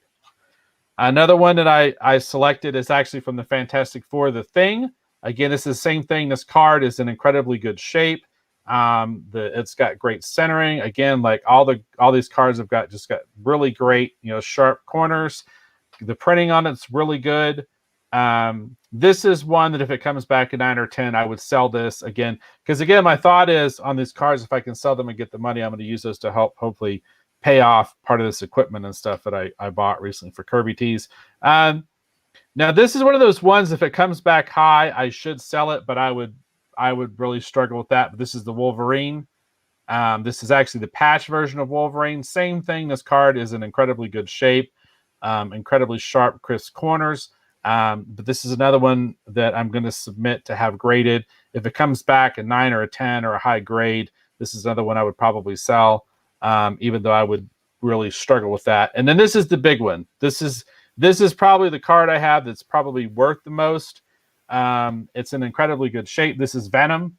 This is the centering on it. I can't really put it dead center because it glares too much in the camera, but it's dead center on the front and the back. The corners are super crisp. The printing on it is incredibly good. I think this one would probably be about a 9 or a 10. So this is another one I'm going to submit.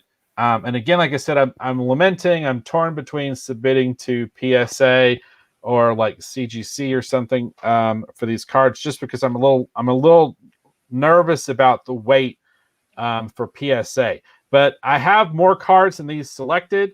But these are going to be. This is where we're going to start. So these are the ones I've selected, everybody, that I'm going to be turning into grades. So you guys are going to be able to follow along in the process. I'm going to go through all the steps. But these are the ones that were selected, and we're going to kind of follow the process on how this goes, and we'll see when I get the box back. We'll open it up, we'll take them out, and we'll see what the grades were that they came back. Again, like I said, I think these are all probably 9 or 10s. I think every single one of these 5 cards are going to come back possibly as a 9 or a 10. But when they come back, we'll do that on the show, and we'll see how that actually turns out. And in addition to that, too, I mentioned last episode, I've been ordering prior to this, I've ordered boxes of cards that are starting to come in. So as the cards come in, I'm on talk with Eric and see what he thinks. I was thinking about maybe doing box break videos for the show. But what he and I have yet to really discuss that too much. But as these cases come in, I'm going to go through the cards and see what's in there. So this is one of the ones that I bought. This is Young Blood. This is the Rob Liefeld series. I know, Rob has a bit of a bad standing with certain fans and collectors and whatever. I mean, I get that. I actually worked with Rob on Grifter with DC Comics many years ago now. But I've always liked Youngblood and his work on X-Force, and I've always been curious about these cards. I know these are comic image cards, but I'm gonna open this case up and maybe go through this, and we'll see if we do a box breaking video or not. But this is the first case of cards that came in. I bought this prior to the craze, so I got a really, really good deal in that box. And so I'm gonna go through that one too, and we'll see if I get anything interesting out of that. Even if we don't do a box break video on the show, I'll show those off on the show. It's funny. I went ahead and put up the video that we did. It's the clip from our previous live broadcast. I did a clip on YouTube of just this segment where you were talking about the Marvel trading cards, and it's a phenomenon right now, and it's been a phenomenon for our YouTube because we've gotten tons of views on it. I'm sorry, look, we had a glitch. We've got tons of views on it right now. I think it's over 800 views. It's only been out for 3 days. I didn't even do the clip until Sunday. It's got a bunch of comments. And it's interesting because one of the comments on there, somebody was talking about the fact, because everybody's talking about what the true value of these things actually are, because the way I titled the clip was boom or bust. You know what I mean? Is this really going to be something where potentially people can make a lot of money, or is it just another bubble, you know what I mean, that's going to burst and a lot of people are going to be out a lot of money? And it's going back and forth. A lot of people are going both ways about, they're supporting one position or the other. But one interesting point that somebody was making, because I was getting into the whole idea of, of a collectible being either, quote unquote, undervalued. And what does that really mean?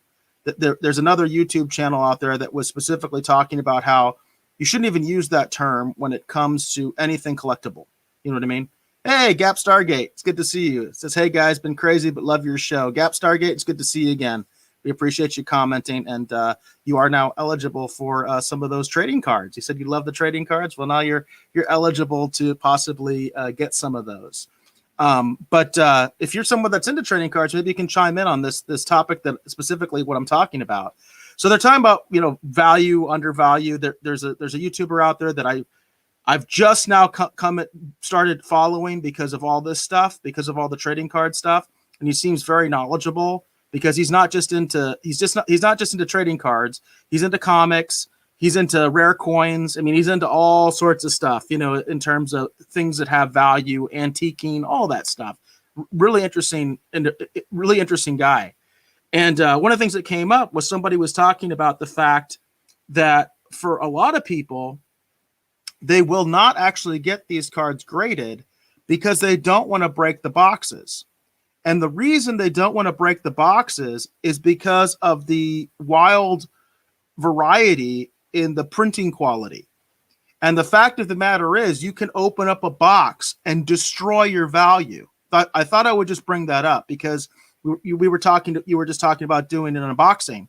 And there are some people that are saying, don't do that. Now, I'm not trying to give anybody advice. I'm just saying that was brought up in the comments. And I found that interesting that someone was bringing that up, because I've seen multiple people talking about that issue where they'll show. In fact, there was another channel where a guy was showing the difference in the quality of the same cards. Like he had duplicates of certain cards. It's like, this card is worthless because the borders are all off, because the printing sucked. So there is this interesting part of this story, in that apparently the quality of these cards, regardless of whether you preserve them or not, the quality of these cards varies greatly. A lot of people say the printing was done very haphazardly. So there is the possibility that if you break open a set, because you're trying to find those perfect 10 rare cards, that you might actually destroy the value because you have bad quality cards, even though they're in perfect condition, even though they're nice and crisp, they've never been touched by human hands. Because the printing quality varies so much on these cards, you have to be careful. Well, and here's kind of just to throw this out there. It's important to remember that myself, I am well, I am slowly becoming a bit of a speculator, right? At this point, I am mostly a collector. I mean, that's kind of been my thing. Like, for example, this is just some of my Marvel cards. This is just some of them. This is a 3-inch binder. It's completely full. Okay, this is just some of them. Okay, I got a whole shelf of this stuff. So for me, I mean, I'm a collector first, right? And I'm a speculator second. So I'm doing the speculation play on these because, like I said, some of these cards are actually worth more than some of my comics actually are, and it's a lot cheaper and easier to maybe get some of these things graded and kind of stick my toe into the water, right? So that's kind of what I'm doing with the card thing. And then number two, I already have a bunch of these cards. Now these ones I'm submitting, I don't have multiples of these, but these are the ones that look like they're in the best shape. And there's more than the ones I showed you guys. Okay, I showed you the top 5. There is way more than 5 that I'm going to be submitting. Okay, those are just the top 5 I showed you all, but I've got a lot of cards I'm planning to submit. Okay, to get graded. Some I'll be keeping, and then others I do plan to sell. Okay. Now the deal with the box break, which is this Youngblood thing, these cards are probably not worth nothing. Let's be honest. I mean, I'm not being disparaging Rob at all. I'm just saying it's like I don't think there's not a lot of pent up desire and demand. I don't think for these Youngblood cards. Okay. This is my morbid curiosity. That's what I was talking about the reason I discovered this is because I was looking at this stuff because I've always been curious about some of these cards. I didn't buy any of these Youngblood cards back in the day. So I am just genuinely curious about these cards. Okay. So I'm going to open these. My goal is to hopefully get a set or almost a complete set. That's what I'm hoping out of this box. In addition to this, too, I've got Jim Lee Wildcats coming. I've got some DC Cosmic teams coming. I've got a whole bunch of different stuff that's going to be coming. So the goal, hopefully, like if Eric thinks it's fun, we'll do some unboxing videos for people to watch, and we'll see what I get out of there, and we'll see the print quality on them. Like, and I hope you understand I wasn't specifically talking about those cards. I was just, somebody brought it up in the comments. No, about the fact that the box, that breaking the boxes can be a bad thing. So I just wanted to caution people that might be trying to do it themselves. To find that quote unquote golden card, you are taking a risk because the quality is not good. Hollywood Jackson says they were made in China. I don't know if that's true, but that's what he says. So I'm just telling you that a lot of people, it's funny, Dave, because, we talk about this sometime, like whether we should be kind of like trying to follow trends or, you know what I mean? Or we should be trying to do something different that other people aren't doing. And this particular subject has really been like, the timing has been like perfect somehow. You know what I mean? In my mind, like the timing has been perfect. Like we hit it where people are still thirsting for information on this and are really interested in this topic. And there are people that want to make money. There are people that are interested in collecting. I mean, it runs the gamut, right? But there are people that are looking into putting in serious money into this stuff right now. I mean, I'm talking like the guy that I was looking at on YouTube. This is a guy, like I said, he deals in rare coins. He deals in antiques. And he's sitting there talking about it. Now, granted, he was basically telling people, like, don't do it. You know what I mean? It's far too speculative to get into. But I just find it interesting that this topic is really blowing up right now. Well, and see, in addition to that, too, I'm going to show there are other things I'm going to be submitting, too. Like, for example, I'm a big Batman fan. So I've got here this card of Chris O'Donnell Robin from the Batman Forever set. I'm a big Batman Forever guy. This card is about perfect. So I'm going to try and submit this one, and then I'm also going to submit this one. This is actually a Val Kilmer Batman card from Batman Forever. Sorry, the ones that are shinier really catch the light. But this card is almost in perfect condition. So I do have other things besides the Marvel cards that I am planning to submit. Now these are not going anywhere. These are going to go out, get graded, come back. They're going to stay in my collection because they're for me. Because I'm a Batman Forever nut. I've talked about that before. I actually have original art from one of the Batman Forever t-shirts from back in the day because I actually did the artwork for that. So I have a fond connection to Batman Forever. So for me, these are going to go out and come back, and they're going to stay, right? But as I get these boxes and as we do these box breaks and stuff, we're going to continue to give away cards here on the show because I'm going to have a plethora of all these extra cards to give away for people. So we're going to continue to do this as we go down the road. But I think it'd be interesting. You all can kind of follow along with me and see the upside, the downside, and whatever else, as I embark upon this journey. But like I said, for me, I'm not investing a lot of money in this at all. This Youngblood box I got before the speculation really started. I got it really for an affordable price. I mean, I hardly paid nothing for it. And then these other Impel Marvel Universe cards, these are cards that have been in my personal collection since I was a child. It's just luckily I've taken really good care of them because I'm a obsessive compulsive psychopath. So they're in really good shape because I am who I am. So that's why I have them. Because I've seen some people where they're taking my advice that now's the time to sell them, and they're putting those cards up. And man, some of those cards are beat to hell. And they probably are worth nothing. Because they haven't been taken very good care of. And that's part of the side of this too, because that same guy you're talking about, Eric, I've watched some of his videos as well, and part of the deal with that is too, and I've seen people who are on the card side, like the sports card side, right?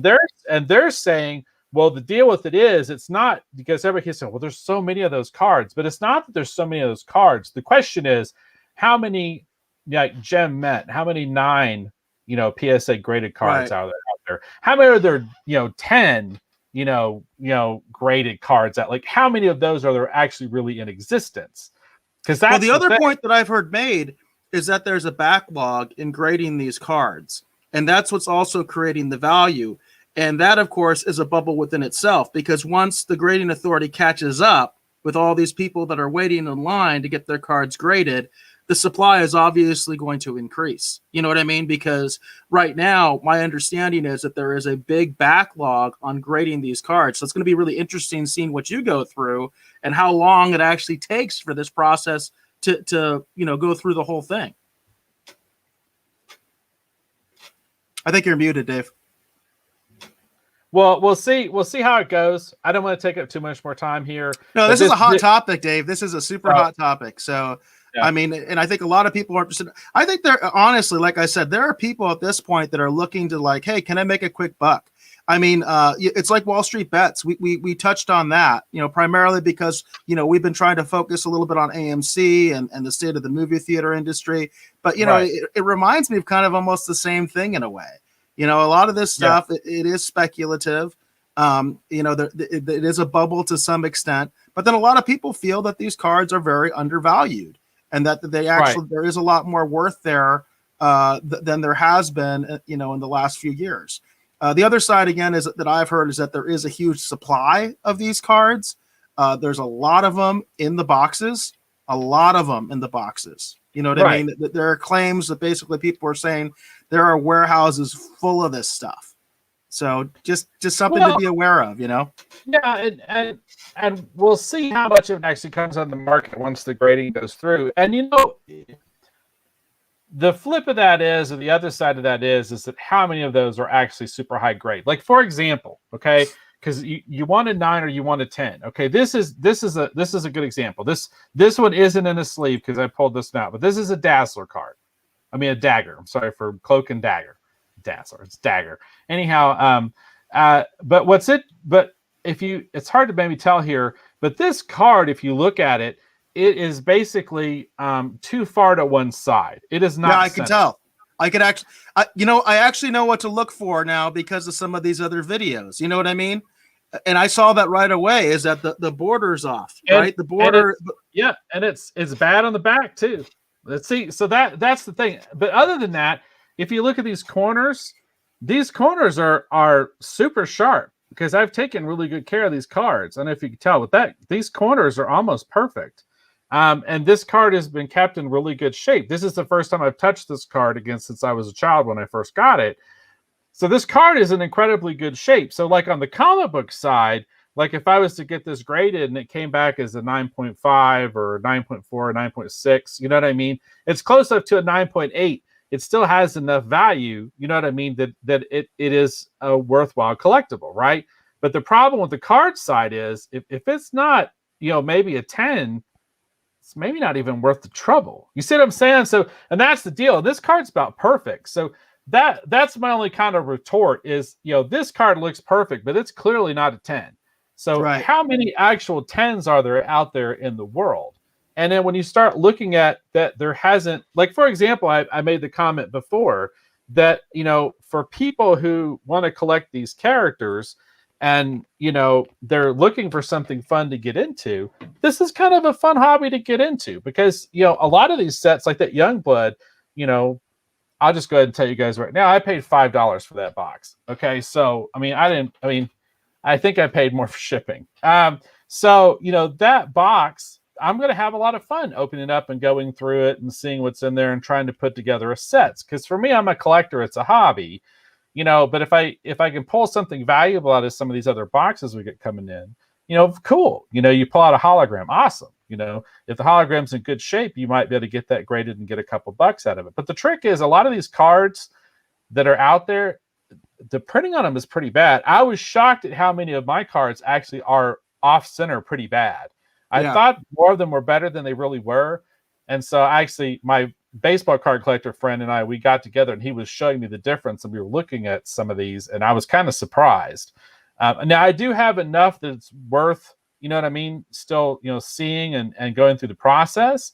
But actually more of my cards were in worse shape than I thought they were when you look at them from a centering standpoint.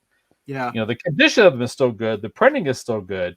But a lot of it did have some issues, and there were minor things I would have never thought of, and that centering is really important. That's why when I'm showing these cards I'm turning in, they're not the obvious cards. If you notice, there's no Hulk in there. My Hulk is off center. My Thor is off center. My Spider-Man, my Cosmic Spider-Man, it's way off center. There's no point even turning it in. My Wolverine has some printing defects in it. So, they're not even worth turning in, but the cards that are, luckily the Venom card is. The Venom's worth turning in, but it's it's Lizard. It's one of the other cards. Dormammu is one of the other cards I'm going to turn in. They're characters that people are familiar with, but they're not the obvious top tier characters. Right. So we'll see. We'll see what they come back as when I get them back. So yeah, I can totally see that. And I did want to just throw out there that somebody did comment about apparently Fortnite cards are also becoming a big collectible out there. I told them I don't know anything about that. But somebody was commenting on the YouTube that apparently that's a thing too. So if you're just interested in this kind of stuff, it's something, I guess I'm just saying it's worth looking into. You know what I mean? Because you never know. Because I think some of those cards are still being produced and you can still find them. You know what I mean? In the wild, at retail, that kind of a thing. You're not going to be having to pay a premium price. Right. Good. I was just going to say, and if you're also interested in getting this hobby and getting some cards and not having to pay anything, just commenting on the Retro Rogue Show enters you into a contest just to win them. So yeah, again, thank you to everyone who's commented. Please continue to comment during the show. If you comment during the show, you're entered into a contest. Tonight we're giving away these two cards. I think it's Marvel Series 3. It's Spider-Man and Green Goblin. Obviously a Spider-Man themed thing this evening. All you have to do is comment in the Rogues Gallery. Again, the contest is only active during the live portion of the show. And please, in the United States, Twitter, Facebook, it doesn't really matter. Just post a comment. If you win, we will contact you, get your information. It'll go in the mail. It costs you nothing. You have to do nothing except, hopefully, comment during the show. Yeah, very, very cool. And obviously we do that because we like to hear from you folks. We enjoy it. We enjoy the interaction. And who knows, maybe someday we'll be up to the point where we can do something for people commenting after the show, because quite frankly, that's never been much of an issue for us. And that's actually happening right now. So that's kind of cool. So now I did want to talk about something because it's kind of related to this topic, actually, because it's got me in that mood, thinking about this sort of speculative market that comes out with different collectibles and things like that. Now, I've been talking a lot about Gina Carano and my thoughts about her being fired and me being upset about and all that kind of stuff. But I also touched on the fact that there is an interesting consequence to this whole controversy and what's happened. And that is that her action figures apparently are not being produced anymore. So there apparently is going to be a limited quantity of Cara Dune action figures out there. And this could be the next big hot thing. I did this Google search just right before the show, and I just put Cara Dune action figure in the search. Okay, that's all I put in there. Nothing else, more specific than that. Just Cara Dune action figure. And what's funny is you get stuff that's not Cara Dune action figures when you do this. But one of the big things that people are speculating about is whether the retro collection's even going to come out, at least in its entirety. Because the retro collection does include Cara Dune. It includes many other characters as well. And I just want to put out there that these characters, if you're able to get them, okay, because right now you can only pre-order them, but if you're able to get them, you're basically going to be paying about $12 a piece, because it's $84 basically for a set of 7. You get the entire collection. And as far as I can tell, getting the Gina Carano figure by itself, I don't know if those pre-orders are just done or what, or that they took it away, but I can't find just that figure. Obviously, there are some other variations or some other versions of Cara Dune that are out there. A big one that people are into is the retro collection. And the retro collection is the one that has the card, basically the card backs that look more in that classic Kenner style, right? Even though these figures never came out during that time period. If you look at this, and granted, that this doesn't mean that they got this, but there's somebody right now trying to unload a Cara Dune, basically vintage figure. That's I think what they call them, the vintage collection, for $495. $495 are asking for that figure, and I remember seeing that figure, at Target. Okay. And then they've also got the Black Series. There's one here listing for $200. I actually saw the Black Series ones a lot. I've never been interested in that. The 6-inch scale, for one thing, is not something that I've ever been really into. You know what I mean? But not to say that I don't have any. I think I do have a few 6-inch scale figures, but nothing Star Wars. For me, Star Wars has always been the 3 3/4, right? For so many of us, that's what Star Wars is, right? It's that size. But it's just interesting to see some of these prices, and that already there clearly is something going on with these Cara Dune figures, and it's because of the massive speculation about ultimately how many of these figures are out there. And basically, Hasbro has said they're not going to be making any more. They're not. There is a finite quantity of these figures, and once they're gone, they're gone. They're going to be in collectors' hands or whatnot. Now, I went out and I was at Target, and I was just grocery shopping at Target. And I always go and check out the toy section. They have a small Star Wars section. I always just go and check it out just to take a look. And I found this, and I thought this was interesting. And I wanted to show it to everybody because I'm just like, you never know, right? You just never know. So this is an interesting collection of figures. Obviously, these are geared towards smaller children. These are the Star Wars Mission Fleet figures. I actually have looked at these figures before and thought they're kind of cute and kind of fun. You can see that they do sort of very cartoony versions of all the characters and the artwork. But what's in there? What's in there, right? Right. There's Cara Dune. Yep. Cara Dune. It's Cara Dune. I found this in the wild, and that's why I'm bringing this up, because I found this in the wild. I just went to Target. There was a stack of them. Okay.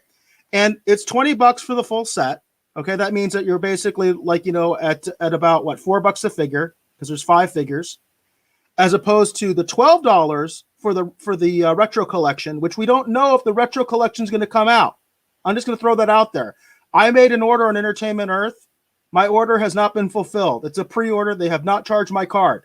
So nobody knows if that retro stuff is actually going to come out and in what quantity. These are out. These are out there. These are still available in the wild. It's $20 for the entire set. I think even if you just think of it as a nice display piece because you want to show some love for Cara Dune or for Gina Carano, or you're just a collector and you want a complete set, hey, it's there, it's available, and it's still there in the wild. You don't have to go online. You might actually be able to find it at your local Target or your local Walmart. Well, and that's kind of the thing with a lot of this stuff. If you're out and about, even on the trading card side, I mean, you could go to a swap meet, you could go to, in any of these kind of, because there are parts of the country where they're still doing things, right? Right. I know it sounds crazy, but there are. So when you're comic out, book stores, you know what I mean? Yeah, So yeah. When you're out and about, keep an eye out for them. Like for example, like this box of Youngblood cards I showed earlier. I mean, someone might be sitting on something that they just soon get rid of. You might be able to make them an offer and get it on the cheap. You know what I mean? And maybe you might be able to do something with it down the road. That's kind of the deal with a lot of this stuff, because you can actually get, I think, even things like action figures and stuff graded. I think there's places that do that. So yeah, why not? I mean, I don't, and it's interesting too, the whole thing with the Cara Dune, because she was that was a very popular character. So this whole about face, is happened awfully quickly, and there were some things that are out there that you can find, that you can purchase if you want to hold on to them, or you want to see if you can flip them. It's totally something you can do. I think at this point you could find a lot of those figures. You could still find them in the wild. I mean, I think all those numbers are diminishing. And again, I don't know if the Mission Fleet stuff will ever be valuable, because I don't know if they really consider that like a real likeness of her. Like if they recast Cara Dune, I don't know if they'll just go ahead and just make the same figure because it's the cartoony version of her. I don't know. I really don't know. I haven't got into it enough to know one way or the other. But I do think it's interesting. I do think it's neat. And again, when you can find it when it's still in the wild, and you can still buy it at retail, when people are going to speculate on this stuff, you never know. Maybe you can make a few bucks. But at the very least, like I said, you have something for your collection, because now you realize I can't have a complete collection because they're not making this figure anymore and everybody's buying them all up. You know what I mean? So that's at least one way that you could have a complete collection. Right. And that's kind of again, for me, that's the upside on the cards too. Like I mentioned last week, if you don't have a lot of room, for a several thousand piece comic collection, a several thousand piece card collection actually takes up a lot less room. So yeah, and speaking of taking up a lot less room, I mean, these are small figures, you know what I mean, and they're all together in a pack. So right, I think these are very small figures. So yeah, hey, there's that. Yeah, space. very cool. Sometimes space is a premium. I know it is for me. I've talked about it very often that I've got all sorts of collectibles and boxes, and it kills me because I'm like, what's the point? You know what I mean? Should I just sell this stuff or what? Because if I can't display it, what's the point? Right. That's true. And that'll be interesting too for me once I get these things actually back graded, because they will take a lot more room at that point. So it'll be interesting to see how that all shakes out. Interesting. Very cool. So that, again, for me, that's all I was doing, was just a card thing for pop culture. Do you have anything else you want to cover, Eric? I did have a story for Streaming Wars. I did want to get into Streaming Wars a little bit. Did you have a story for Streaming Wars as well, Dave? I don't have one because, again, I knew I was going to run long in those other segments, and I wasn't sure how much time it was going to take up. So, but I'll try and have something for next week.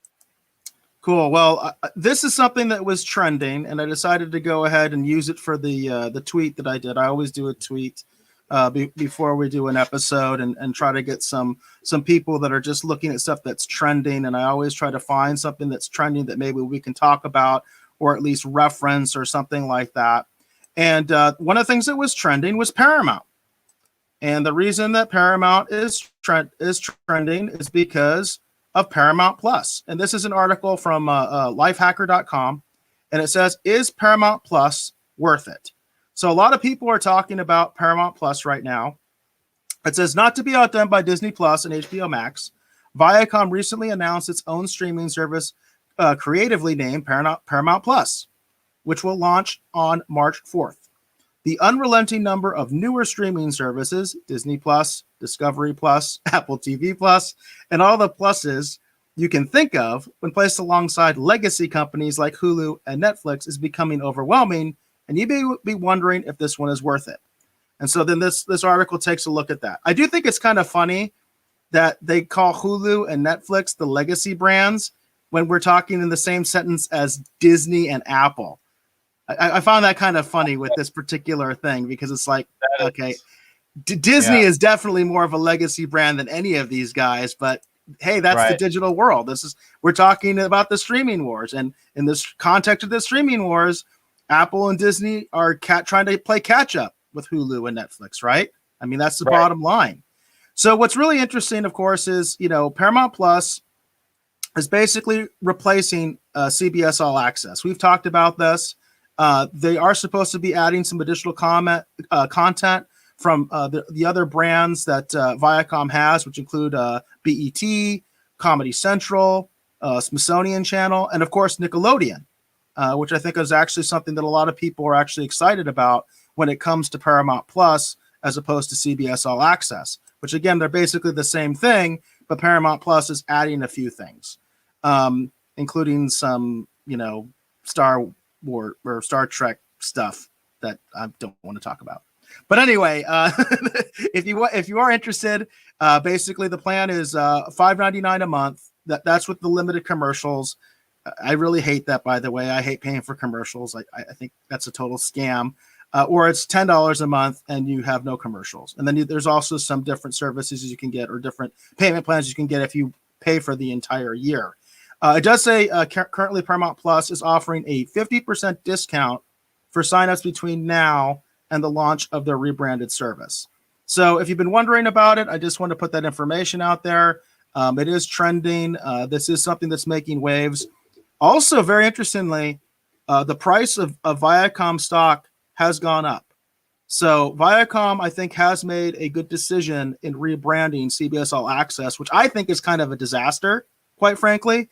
But I think they're rebounding well. And again, their stock price actually reflects that. Whereas AT&T has been very stagnant in terms of its stock price, Viacom has been going up. So interesting decision that has been made here with Paramount Plus. What do you think about Paramount Plus, Dave? Are you going to get Paramount Plus? Probably not. Just because I had CBS All Access. I had it for quite some time, and then for some reason CBS All Access decided they were just done with me. They wouldn't process my payment anymore, and I couldn't log in, and so I canceled it. So that's you were actually having technical issues with it, right? Yeah, I was, and that's the funny thing. I didn't cancel CBS All Access. CBS All Access canceled me. So I was like, okay, fine, whatever. I don't need it anyway. So I totally missed season 3 of Discovery. I was, wanting to see season 3. I enjoyed season 2. I know, Discovery is a bit of a hit or miss with a lot of people, but I liked season 2, and I was curious to see what they're going to do with season 3. But I was looking at having to go through some weird hoops in order to try and watch it, and I just decided I could live without it, and I've been fine ever since. So I'm probably going to consider Paramount Plus the same thing, unless they add something really interesting that really catches my attention. But to be honest, the stuff I'm most interested in is they're all on other services. We've been talking about the remastered Babylon 5 here on the show. We've been talking about that. I'm curious about that reboot or reimagining or whatever the heck it is, the new Battlestar Galactica show, whenever that comes out. That's going to be over on the Peacock. I'm curious about that. And a lot of the other stuff, is on stuff I'm already subscribed to. Like I have a subscription to HBO Max. I'm on Amazon Prime. Like I've got a bunch of different services. So for me, like I said, I didn't choose to get rid of CBS All Access. They got rid of me. So, that was their choice. So because of that, I'm not in a huge hurry to get Paramount Plus or whatever the hell. Yeah, Paramount Plus, because right now I don't see what the point is. I love watching original series, the remastered Star Trek, right? Well, I can watch that on all kinds of services like that. Those episodes are on Amazon Prime. Those episodes are on Netflix. They're on all kinds of stuff. So yes, very true. Very true. So they're also on Heroes and Icons, which is an over-the-air broadcast network. If you have an antenna that's good enough and you live in a major market, you can probably get that, and you can watch basically 6 hours of Star Trek every night. Well, 6 nights a week. They go through the original series all the way to Enterprise. So all the basically was considered now the classic era of Star Trek. And for me, I'll be honest, I got rid of CBS All Access because I hated Picard so much, and then Lower Decks. It was like a double whammy, and I was like, I'm not going through this again. I've watched a few episodes of Discovery, didn't like it. If I don't like something, I'm not going to keep watching it. You know what I mean? I'm not going to keep watching something so I can just bitch about it. And I know there's entire channels, much bigger channels than us, that are built on that. But that's not what I want to do. I remember talking to you, Dave, about how, man, Picard was rough, because we committed to Picard and we decided we were going to do the whole season, and it was rough, and it became a hate fest in the Rogues Gallery too, and it was just all negative because people were pissed off about the show, and I don't really want to live in that world. So after Lower Decks, I just got rid of CBS All Access. I didn't want anything to do with it. I think rebranding to Paramount Plus was a really good idea. I think Paramount is a much better company than CBS when it comes to creating content, but they haven't changed anything. That's the problem. That's the problem, folks, is they haven't changed anything. It's not the people at Paramount now taking Star Trek back like it should be, because there's only 3 studios that have ever made any Star Trek, right? There's Desilu, that's the original, all right? Paramount for all those years and years, including all the films to date were all Paramount, right?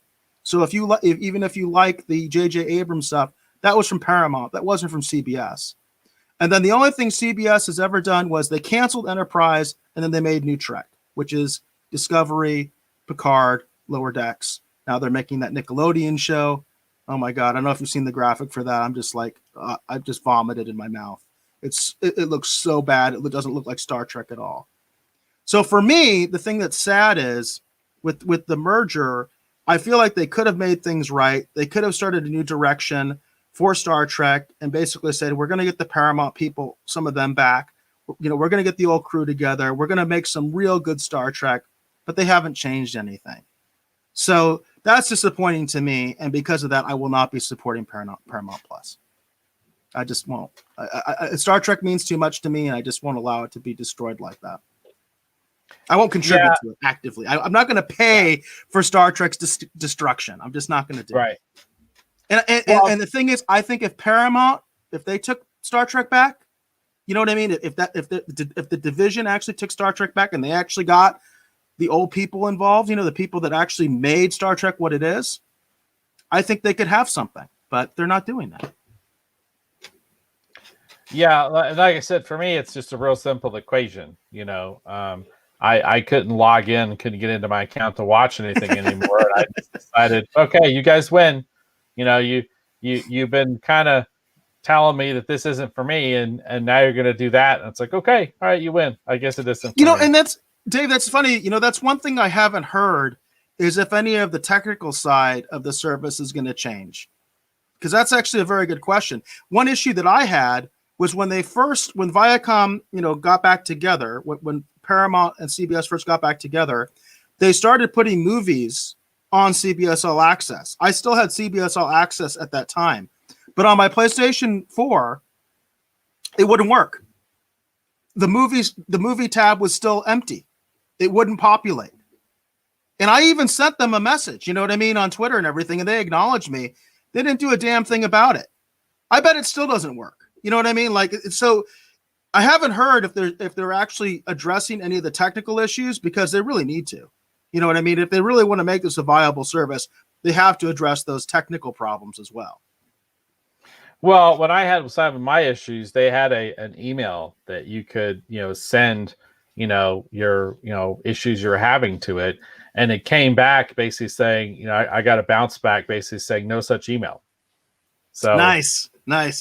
There you go. And then when I started trying to figure out what the deal was with why they weren't processing my payment so I could get the service running again, I couldn't figure out who in the hell it was I needed to contact or what in the world it was I needed to do.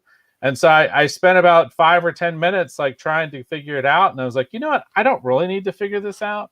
They need my money more than I necessarily need a streaming service. So I'm good, And I haven't missed it. That's the thing. I haven't missed it at all. I talked about the fact that I was getting some news through there because I was watching some of the news coverage on there. But there's so much news coverage actually with all the free services, things like Pluto TV and stuff like that. Oh, Pluto TV is great for news. Yeah, Pluto TV is great. If you need news, Pluto TV is a great solution for you, and it's free. And see, that's the thing. It's like I find myself now when I'm looking for news, I'm just going to Pluto TV for my news. That's where I'm going. And I'm watching a lot more stuff actually on Pluto TV because of that. For some reason, I didn't realize that Gina Carano, for example, going back to Gina Carano, that she was an American Gladiator at one point. I totally forgot all about that. And I didn't know that. They were rerunning old episodes of American Gladiator, and I had one on. And I was like, that looks like Gina Carano. And I look it up, and it's like, it is Gina Carano. So, really? I didn't know that. I had no idea. But as Hollywood Jackson says, this is the future of customer service. And you're exactly right. And, this is not a problem that just CBS All Access has. I know there were a lot of complaints, especially initially with Disney Plus, that they were very unresponsive to people's problems and really just weren't prepared, I think, for the influx. I think in Disney's case, they were a victim of their own success because Disney Plus grew so quickly. CBS All Access don't have that problem. Okay. They just don't. They don't have the numbers that Disney Plus does. That's just a fact. So, but yeah, it is like you said, Hollywood Jackson, it's like the future of customer service. It just seems to get worse and worse and worse. And it'll be interesting to see, I mean, how that factors into the streaming wars as well, as if people start to have technical problems and issues and things like that, because I know they're out there. I've had issues with Disney Plus on my PlayStation 4. So I know they exist. And it is funny with all this rebranding and all the goodwill, quite frankly, that Viacom is getting with the Paramount Plus rebrand. I haven't heard anything about, what's behind the screen, if they have changed anything, if they are trying to make it better. Yeah, Gina Carano was Crush on American Gladiators. That's really cool. I had no idea. Idea. That's really, really cool. But that's the funny thing. It's like, CBS All Access sent me away, and I started looking at all these other services and realized I was good.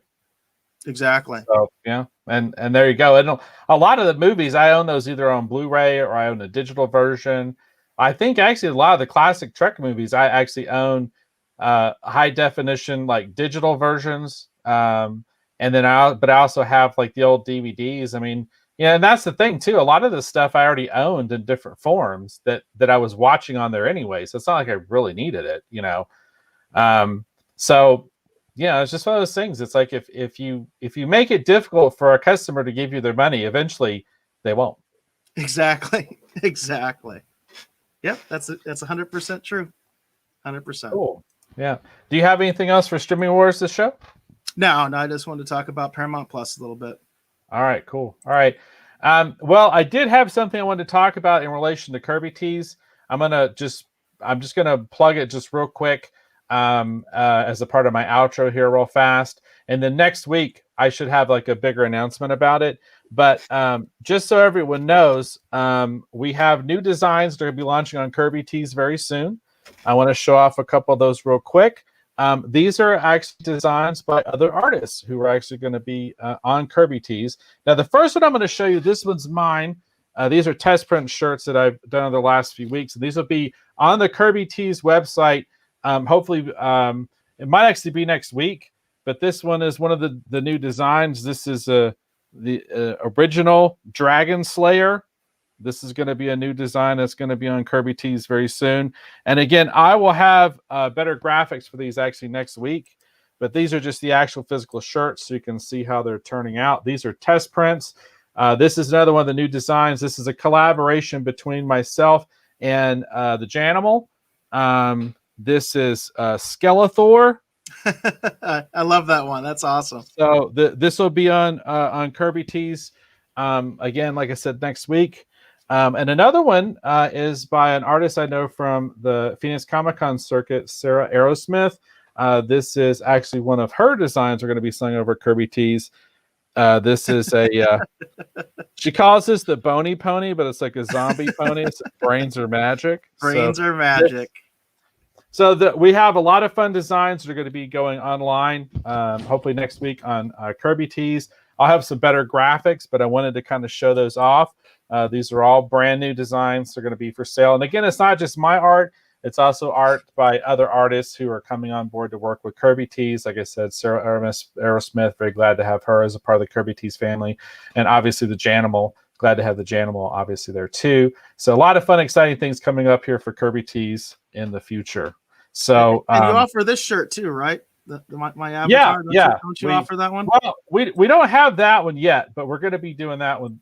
That's actually, to be honest with you, Eric, by next week when I talk about it, because we're going to have a new Retro Rogues shirt available as well, because we haven't had a new Retro Rogues shirt for a little while, so we're going to have a new Retro Rogues shirt as well. And in addition to that, too, I'm actually also printing the shirts actually for Staycation. So people who pledged actually to support the Staycation film, the El Gato cigarettes shirt. I was one of those people. Those. I will be looking forward to that shirt because I was one of the people that actually put in. I supported the campaign myself. You know what I mean? Yeah. Hey, Hollywood Jackson had interesting. By the way, Hollywood Jackson, you have no idea how close you are. And he said Skeletor would make a great video game. Yeah, I could see that. Not exactly the direction we were talking about, but that's an interesting idea. I like how you think, Hollywood Jackson. That's an interesting idea. Yeah, we're talking about trying to do something with that because we think it could be fun. But anyhow, like I said, all these new designs are going to be coming online next week. So I'll be making an announcement on the show. I'll have better show graphics for those as well, so people can see those. So prepare yourself. But a lot of fun new designs are going to be coming to Kirby Tees next week. But I wanted to go ahead and show off some of the test prints and get people excited for that.